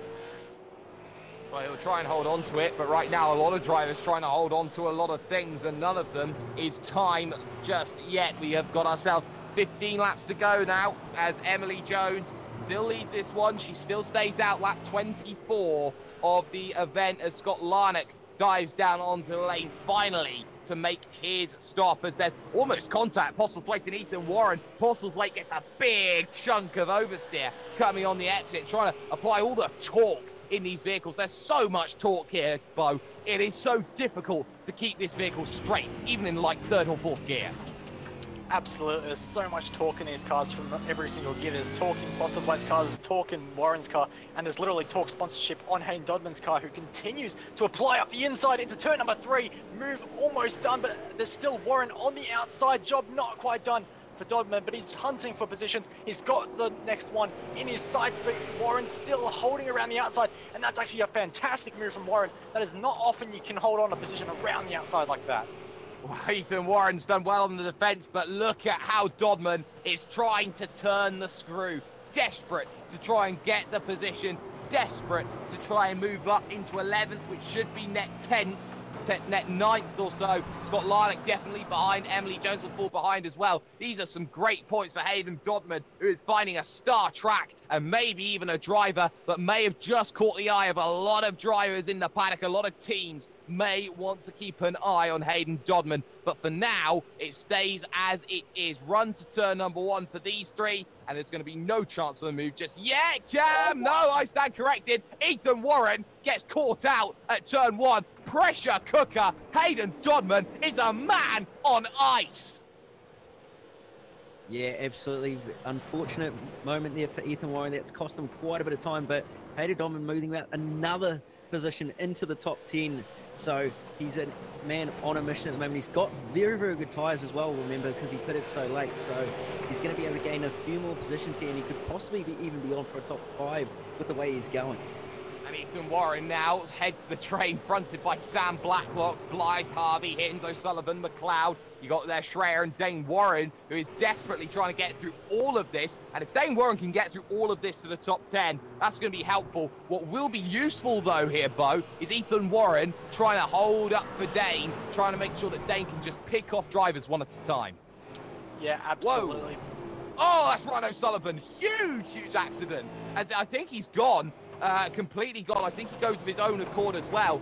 That was massive. He just, I don't even know how to explain that. He just has a massive failure. That's a hardware failure there, Cam. There's nothing else you can say that. That goes straight on into the tyre barrier. That is a wicked accident. Yeah, that was an absolutely huge shunt into the tyre barrier. Obviously a hardware failure with him going through the previous corner and then just straight ahead into the tyre bundle. Unfortunately, Dane Warren having nowhere to go, plowing straight into the side of him. So Warren's going to be carrying a bit of damage on that front of that car. Lucky that it actually didn't blow the engine up. So he'll carry on, but he'll have to be limping around and bring this car home. And let's also say, Bo, the fact that let's hope that Ryan O'Sullivan's not going direct drive, because he could have very easily snapped an arm or something. Yeah, it's a very, very risky thing. I don't believe Ryan O'Sullivan does have a direct drive wheel, fortunately, but still a very scary moment nonetheless. So,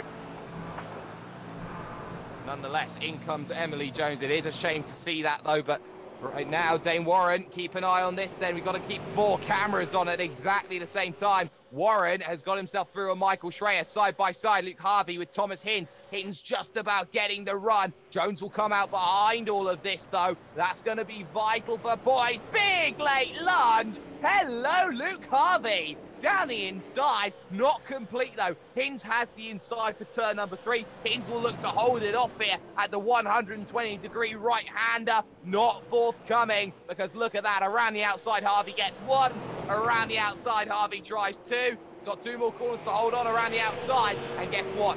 He just gets the power down, not able to let it go. No, there's contact, and there is the shunt that loses Harvey a position. Yeah, hit in the rear quarter panel, and that is day done for that position. Mitch McLeod gets through as easy as you like, and he has to be careful now because Dane Warren is just behind. We know how quick he is. Any impacts that he did have with Ryan O'Sullivan's car, clearly not affecting him too much, but nonetheless, look how quick he is through that section, through the dog leg. Now already trying to set up a run on Luke Harvey, trying to make Luke Harvey's race just 2 laps in a row, a little bit more miserable and losing 1 more spot. Down the inside, he will look at turn number 1, desperate to get positions, and positions he will find as he moves up into position. No, he doesn't. He goes wide. He runs too deep, and there's 2 positions gone. Dane's pushing too hard. This allows a chance for Michael Taliangic to try and get around the outside, and Taliangic, I don't think will. Dane Warren certainly trying. Big slide in front there from Luke Harvey. He's pushing too hard, but Dane Warren fighting too hard, pushing too much, as we also have the battle for second potting up here, Cam. Yeah, absolutely. Everybody's trying their absolute best in these final 10 laps or so to try and get a position, as many positions as they can, so they can finish and get some solid points in the second race. That battle for second is definitely heading up, and it's going to be something we're going to have to keep an eye on.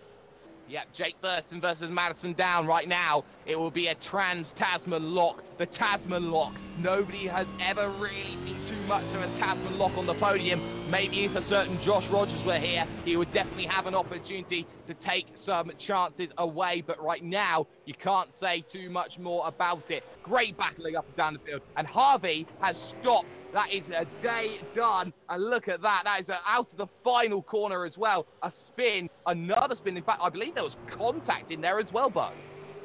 Yeah, my replay's not quite working on that, but unfortunate for Luke Harvey, and unfortunately these things do happen, but it does look like he is up and going once more on my screen at least, so we'll wait and see how he continues, but definitely a bit of damage on that number 5 car. There's damage from Mitchell McLeod. I think it was contact with McLeod that's done it, because he's got no bonnet at all, and he's plus 20 for the day. So I think Mitchell McLeod may be the beneficiary of an incident, maybe even Michael Schreier as well. So it was Schreier that we are getting word on. So that's a big incident to have, and Luke Harvey will not be too pleased with the way that has gone out. Lap 30 of 38, though, we're 9 laps away from the end of this one. How this race has flown by, Bo, I have no idea, but we've got some stunning scraps to go to the end.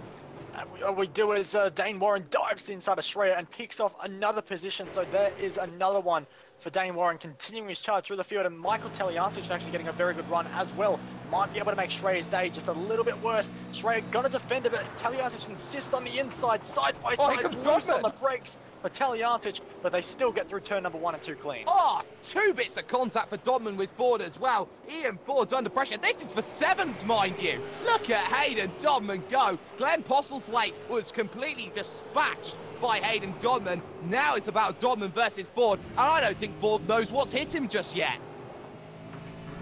No, he doesn't. Dodman's on an absolute charge with those very fresh tyres compared to Ian Ford. Ian Ford's going to have his work cut out for him to try and hold on for Dodman, as Dodman, we have seen, has made some excellent moves all race long and in the previous race. So it's going to be all on for these few positions just outside the top 5. Oh, just outside the top 5, but some vital points overall. We've still got the likes of Ethan Grigalt versus Josh Muggleton. Forzan El Nabi in the mix as well. In 4th place is not safe with Jake Maloney's lap track in front. We still got Burton versus Down. I wonder if team orders may come into play. Don't jeopardize this. You've got a Tasman lock. Don't throw the Tasman lock away, as Madison Down gets a little tire on the grass there through turn number 6. But he just brushes it off and says, nah, grass isn't for me. I'm still going on this road here, Bo. Absolutely. He's got a lot more experience than to let a little bit of grass on his tyres phase him, and he's going to continue on in 2nd place.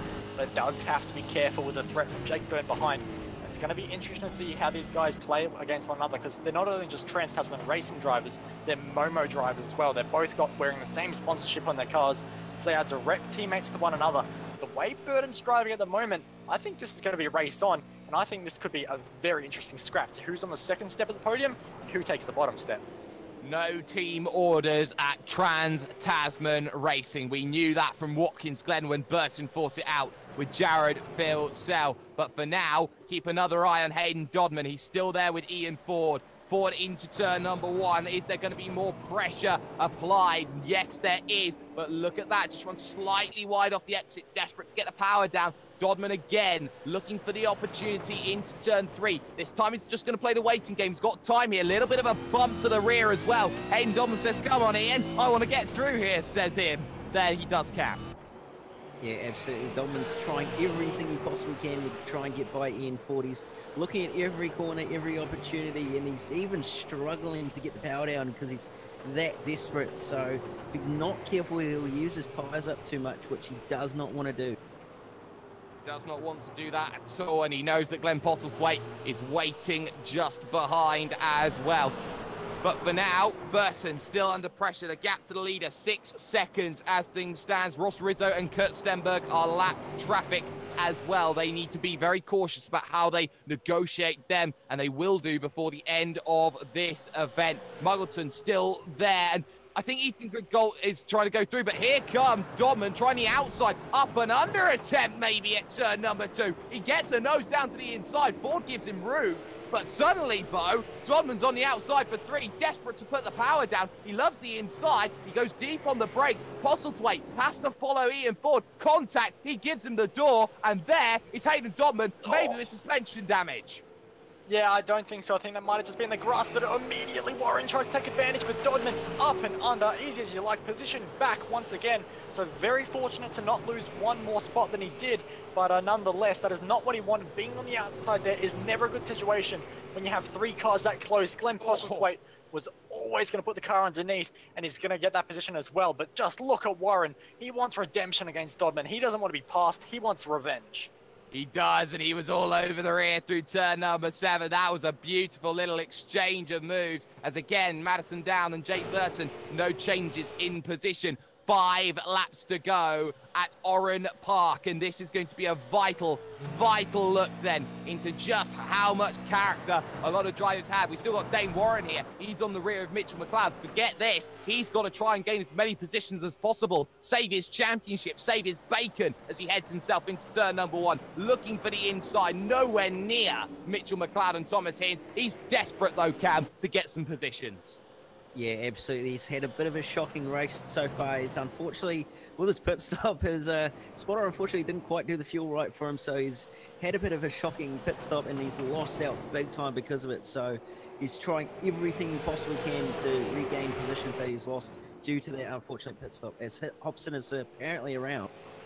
Again, oh, that's going to be a shame for Brenton Hobson. Hobbo is having a horror show, and that much we can say at this stage. So for Brenton Hobson, you know, this may be one that he wants to just put in the archive and go, no, I don't want to see this one all over again. Still, though, you have the likes of Dodman versus Warren with 4 laps to go now, still waiting, still hoping. Burton probably waiting now at the moment, Bo, for the final lap to make the move on down. Yeah, that's definitely an option. But we do have Ethan Grigol now past Josh Muggleton there. So there we have it. Finally, Ethan Grigol was hounding him for so many laps, and it was done into turn number 1. Mugger never looks like making the turn, completely overshot, and that's as easy as you like for Egg. That is how eggs scramble Josh Muggleton's brain. That was easy. That was just what you teach day after day. If you can't make the move, you stay behind and you force the issue. That is textbook Ethan Grigol. That is textbook racing, Cam. Yeah, here absolutely. Comes Burton, though. And here comes Burton. Oh, he's trying everything to get the power on here. They actually closed the gap down slightly to Jared Filsell, but that won't matter at this stage with 3 laps to go. On the charge into turn number 1 again, not close enough. Burton is unable to get the run out to the final corner, it seems, Cam. Yeah, he's struggling to get the power down a little bit. You might need to play with the anti-roll bars on the rear, just soften it up a little bit so he can get the power down better and have a bit more traction, but he has to be careful that he doesn't burn those rear tyres up a little bit too early, or he won't be able to get past Madison down. Well, he knows that he's got to get past, but he knows he's got to do it very, very quickly, as there are no changes at the moment with 3 laps to go. Here comes Mitchell McLeod, though. Late dive on Thomas Hines. Hines left the door wide open. Too wide they go. Dane Warren will relish at this. I want to get down the inside of the pair of you. I'll just wait and pick my time. Side by side, they stay to 3 and then looking to forbo. So now here we go. Hin's on the inside, defending it hard. Here comes Dane Warren, though. Thank you. Gift, and that is complete on the driver. That is Mitchell McLeod. Great teamwork by Thomas Hinds there, just to leave Mitch McLeod hanging out to dry on the outside there and allow Dane Warren to slip on through. And I would not be surprised to see Thomas Hinds eventually just let Dane Warren to get through as well. So Thomas Hinds definitely playing the team card there, helping out his teammate a bunch. And that's definitely another move done for Dane Warren that he would have loved to have got a lot sooner, or never had to have done in the first place if he wasn't put in this position. But nonetheless, making some great moves and making the best out of a bad situation. Lap and a half left to go. Great battle forward. Postlethwaite, Dodman, Warren, all there in a forecast scrap. Blacklock desperately trying to get onto the rear of it, Cam. And right now, Hayden Dodman looks the closest to making a move. Postlethwaite's under pressure. Yeah, he's coming under from immense pressure from Dodman, and Dodman's got those good tyres, as I said earlier, so he'll probably get the move done, and he might be able to do it at, I'd say, turn 1 or even through this section here. So we'll see what happens in the last lap, because it's going to be all on. And speaking of all on, that battle for second between Jake Byrne and Madison Down is going at it now. It is. White flag in the air at Oran Park for the second time for Jared Phil-Sell. Madison Down under pressure. Burton looking for an opportunity. He's not close enough. Into turn 1. Not close enough. Into turn 2. Little sideways there slightly from Madison Down. Gets it gathered up together quite nicely as they keep on searching for opportunities. Postlethwaite, though, under pressure. Here comes Bottom, and Burton down the inside, looking for the big dive. Keep an eye on this one. You don't know where to look, as down the inside at 4, Burton gets sideways and loses the chance. That will be the position done. Going back to Hayden Dodman, and off goes Glenn Postlethwaite in the final lap. So he got no contact. Pressure again telling from Hayden Dodman, who clearly has an oil slick at the front of his machine, but keep no appearances on that. It's been a quiet second race. It's been a dominant second race, but it has been the second race. And once again, Jared Phil-Sell sweeps a sprint feature sort of style race. Jared Phil-Sell is dominant again. Oran Park, invincible, it seems. Second to Madison Down, third for Burton, and Muggleton desperately trying to find a way past Ethan Griggold. Griggold runs out of road. I think he runs out of fuel as well, and that is Muggleton stealing a vital position away for Griggold in the championship, Bo. Absolutely, last minute change of position there. That's going to be a heartbreak for Ethan Griggold, but not enough fuel is always an issue as the final few drivers make their way across the line. A few good battles. Hinsey just about going to hold off Dane Warren, so it doesn't look like there's going to be any team orders there, which is nice to see from ASM as the last few cars making their way through, as Brenton Hobson comes under pressure from Scott Zieslowski and nose up the inside. Can't do anything with it though. And no, Zieslowski! That's a big moment, and could that potentially open the door for Harvey? It's going to be a drag race, but not enough meters left on the road. Not enough. It's a short run to the start-finish line. What a great race we've had. Driver of the day. My driver of the day is Hayden Dodman. I don't know about anybody else, but classified results. Get them up on your screen. That was a beautiful second race. Jared Phil-Sell takes the win by 5.5 seconds, with Madison Down coming home in second. Jake Burton making it a Tasman lock for the podium. Fauzan Al-Nabi comes home fourth. Quiet race, a little bit of contact early on from him. Josh Muggleton stealing one from Griggold in 5th position. Griggold 6th. Not ideal, running out of fuel over the line. Ian Ford finishes 7th ahead of Hayden Dodman, who just looked absolutely heroic through that race all day long. Ethan Warren finishes 9th, and Sam Blacklock rounds out the top 10. Glenn Postlethwaite will bring it home in P number 11 with Riley Blythe for company in P number 12.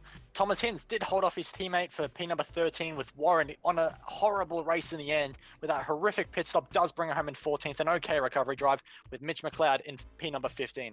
Emily Jones led a lot of laps in this race with an alternate strategy, but it didn't quite pay off in the end, and she comes home in P16 with Michael Schreier, Michael Talianis, Brenton Hobson, who had a very cursed race, and Scott Zieslowski round out the top 20. In 21st, just outside the top 20, we have Luke Harvey, followed by Joe Birkin in 22nd. 23rd and 24th will be Matt Morris and Chris Coxhead. Scott Larnack will take 25th alongside his ERT teammate Jack Blackhall in 26th. 27th will go to Jamie McKnight, followed by our Split 2 winner Darren Lord in 28th. 29th will go to Greg Sharp, and rounding out the top 30 is Chris Robertson. Oh, yes, it is. As the drivers one lap down continue, Bruce Kiley, Ross Rizzo running into issues in this event. Kurt Stenberg struggled. Jake Maloney struggled. Ryan O'Sullivan had a wicked incident with a hardware failure. The steering went, and so did his vehicle. Richard Hampstead ran into troubles. He's out of the event, as was Michael Cracknell, Dean O'Brien, Brett Loxton, and Christian Hinton as well. Damien Moore failed to make it to the start, but wow, what a race. We're going to step aside very, very briefly here on V8s Online, and we are going to talk to you in a little bit with the post-race show here in just 1 moment's time.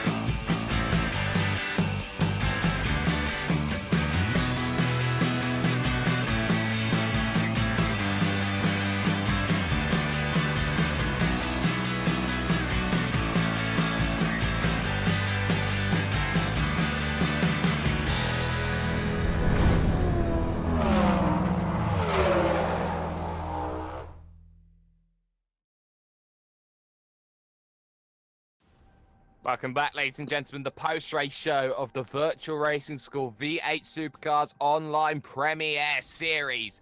It's been domination that we have seen over 2 races. Standing by with your race winner for both race 1 and race 2, Jared Filsell, a return to form. Yeah, you could say that. Quite a good showing by the team in general this round. Brilliant track in my opinion. Yeah, it's quite a very good track as we get a little bit of interference there. Do you feel that in terms of Oran Park, a circuit that is quite near and dear to a lot of sim racers in Australia, knowing that the fact that the circuit doesn't exist anymore, knowing that it's probably the only place that you can really have a proper crack at the circuit anymore, do you feel that you managed to give yourself enough room through that event? Do you feel that you gave yourself enough of a chance in that event to go, you know what, I'm going to leave everything on the line, I'm going to have a good challenge? Or was there more in the tank that you could have used for later on? Yes and no. The first half of the both races, I was pushing quite hard just to open the gap, and then it's the race took itself right at the end there. But yeah, there was a little bit more there, but there's no real need really, no risk. No risk, no need to chase after a reward, but you extend your lead in the championship. Rivals around you running into issues, Eaton Grid Galt running out of fuel, loses an extra position. The likes of Dane Warren starting to struggle later on. Hampstead finds himself out. Championship advantage then moving into the next rounds of the season? Yeah, just consolidating points basically. We'll worry about it after Enduros. Anything can happen. Anything can, and it normally does. So before we let you go, Jared, any shout-outs for sponsors? Yeah, I'll give a shout out to Brett at HRS, who does a magnificent job. I'm pretty sure he tuned in tonight. And Bryce as well from Harrop, as well as Dean. They've both been helping me throughout the week. And Brock, as ever, for the setup this week. It's been brilliant. No worries at all. Jared Filsell then taking back-to-back race victories at Oran Park. Bo Albert standing by with Madison down. Well, Madison, it all looked like it was going to be a pretty good race for you in the end, starting the first race off from pole position, but that start just wasn't quite what you were looking for, I guess. Yeah, typical me, really. Just didn't get it off the line very well, and a bad start at Oran Park is pretty costly. It's a pretty long run down to the first corner, so yeah, it was a bit of a shame, actually. We had really good qualifying speed, second in pre-qual and then a pole and a second in qualifying, but just to be honest, didn't really have the race pace to match it. I don't really have an answer for it, unfortunately. The pace over one lap with 10 liters of fuel in the car was fantastic, but I just never really got my head around the race pace, unfortunately. But big congrats to Jared. You know, we all have access to the same setup that he does, and he just flogged all of us tonight. You have to go and study the data and see how he did it. It's yeah, quite incredible just watching him drive away like that. So yeah, he killed it tonight. But yeah, big well done to him. Yeah, well, you guys definitely had a lot of pace in your Trans-Tasman Racing Commodores tonight, but in the end of that second race, did look like Jake was just able to extract a bit more out of it, and yeah, came under a bit of pressure there in those final laps. What was going through your head? Yeah, lots of things as ever. I tend to short film my pit stops, so I was trying to manage fuel. I was trying to get the undercut on Dane and Richard, which didn't end up even needing to happen with those guys having their dramas. So kind of regretted it a little bit because I was having to manage probably about a liter and a half of fuel saving, which is not a lot, but when it's only about 2 liters a lap fuel burn, it's about half a lap of fuel. So I had to manage that all the way to the end, and that's not an easy thing to do when you've got a hard charging teammate coming behind you and starting to fill the mirrors. So no, it was a really good race, and Jake very nearly got me there at the end. So yeah, really awesome to have 3 TTR cars up there on the podium. I think Muggo also finished 5th, so really, really good result for the team tonight. And yeah, I mean, disappointing not to win at my home track, but yeah, always fun racing at Oran Park. A great result nonetheless for the team. Is there any sponsors you want to thank, Madison? Oh, just, Momo Australia, Fuel Auto Tech, those guys really get behind us, and, great to have 2 Momo cars up there on the podium. And Momo, as a kid growing up around Oran Park, Momo was always a big sponsor of Oran Park Raceway as well. So you see billboards around the track, even in iRacing. So pretty cool to have 2 cars on the podium at that circuit. And that was Madison Down, bringing a fantastic weekend of racing for the Trans-Tasman Racing guys. Cam Dance standing by with third place driver. Well, he unfortunately isn't quite the bride-to-be, but he is the bridesmaid too, his teammate Madison Down. Jake Burton standing by in third. Mate, you almost had it there, but just unfortunately went a little bit too hot into the corner there and unfortunately cooked it. Yeah, unfortunately, just couldn't quite get it done on Mad tonight. Oran Park, really, really tough track to pass. And Madison obviously had to save a bit of fuel, and he was saving it in all the right spots. We spoke briefly after the race about how he'd actually halt my momentum so much in the last corner, which just made it so hard. And he really drove as a class act. And of course, you don't want to attack too hard and risk having a crash with your teammate either. So yeah, gave him a real hot go at the in the last lap, but unfortunately it wasn't to be. Yeah, unfortunately it wasn't. Now, talking about the first race, it didn't quite go to plan for you, unfortunately. At turn 2, you ended up in a bit of a kerfuffle with a number of cars. Could you just take us through what happened in your eyes? Well, I think what happened in my eyes is probably what happened in the eyes of everyone, to be honest. Just a little bit of a lapse of talent there from someone else. That's unfortunately what happens when you get a shocking start like I did, and I backed it up with a absolute beautiful clutch kick in the second race and dropped about 4 places before I'd even got to turn 1. So that wasn't too good, but kind of hurt my night, not only because of the result, but in race 2, I actually had no idea how much pace I had. Obviously, all the other guys had a rough idea who was going to be quick on race speed, but given I only made it 2 corners in the first race, I really didn't have a clue, and then lost a couple positions and fell back. And suddenly, once the grip started to come to the tires and I started to get in a rhythm, I thought, wow, okay, we've actually got some decent pace here. And yeah, I'm really, really happy with the pace that we had in the second race. But I will say real quick that big shout out to Jared for his pace tonight. Obviously, last round we had a little bit of a mess, and there's been some clashing of heads over it. But tonight he proved how good he is, proved what he can do, and basically wiped the floor with everyone. So big shout out to him. Yeah, absolutely. Jared drove a very good race, and so did all 3 of you, in fact. So very well done to you. And do you have anybody you would like to throw a shout out to? Just same as Mad. Big thanks to the Momo Fuel Auto Tech guys. I think it's actually about the 3rd or 4th last corner, that left-hander and the little bit of a dip. There's actually a Fuel Auto Tech Momo sign by the side of the track, which is really, really cool. So big supporters of Australian motorsport as well as us. And obviously big thanks to all the other guys who support us, Curse Design Labs, etc., etc. And of course the broadcasts and V8SCOPS for an awesome series. Yes, indeed. Well, thank you very much, boys. Back to you, Mr. Jake Sperry. Yes, back to me indeed. And what a fantastic race it has been. Bo, any last thoughts then coming out of the circuit of Oran Park and heading over to Mosport? Well, we go from one incredibly slow speed average lap track to a very, very high speed average lap track. So looking forward to it. Should suit some different teams, different drivers perhaps, and might even see a bit of a mixed up grid in the next one.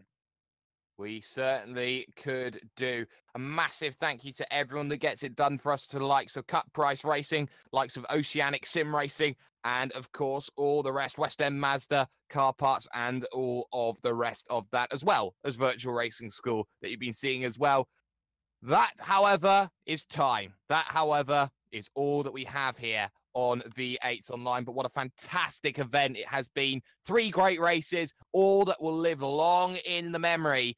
But for now, Jared Filsell stands on top. Jared Filsell stands pretty much on his own. If he could climb Everest, he'd already be halfway to the moon. That's been hashtag Do You Mind Jake Sperry. That's myself. That's also been Bo Albert. That has also been Jay Kennedy. Kennedy behind the booth, as well as Cameron Dance. And we shall talk to you sometime in the future.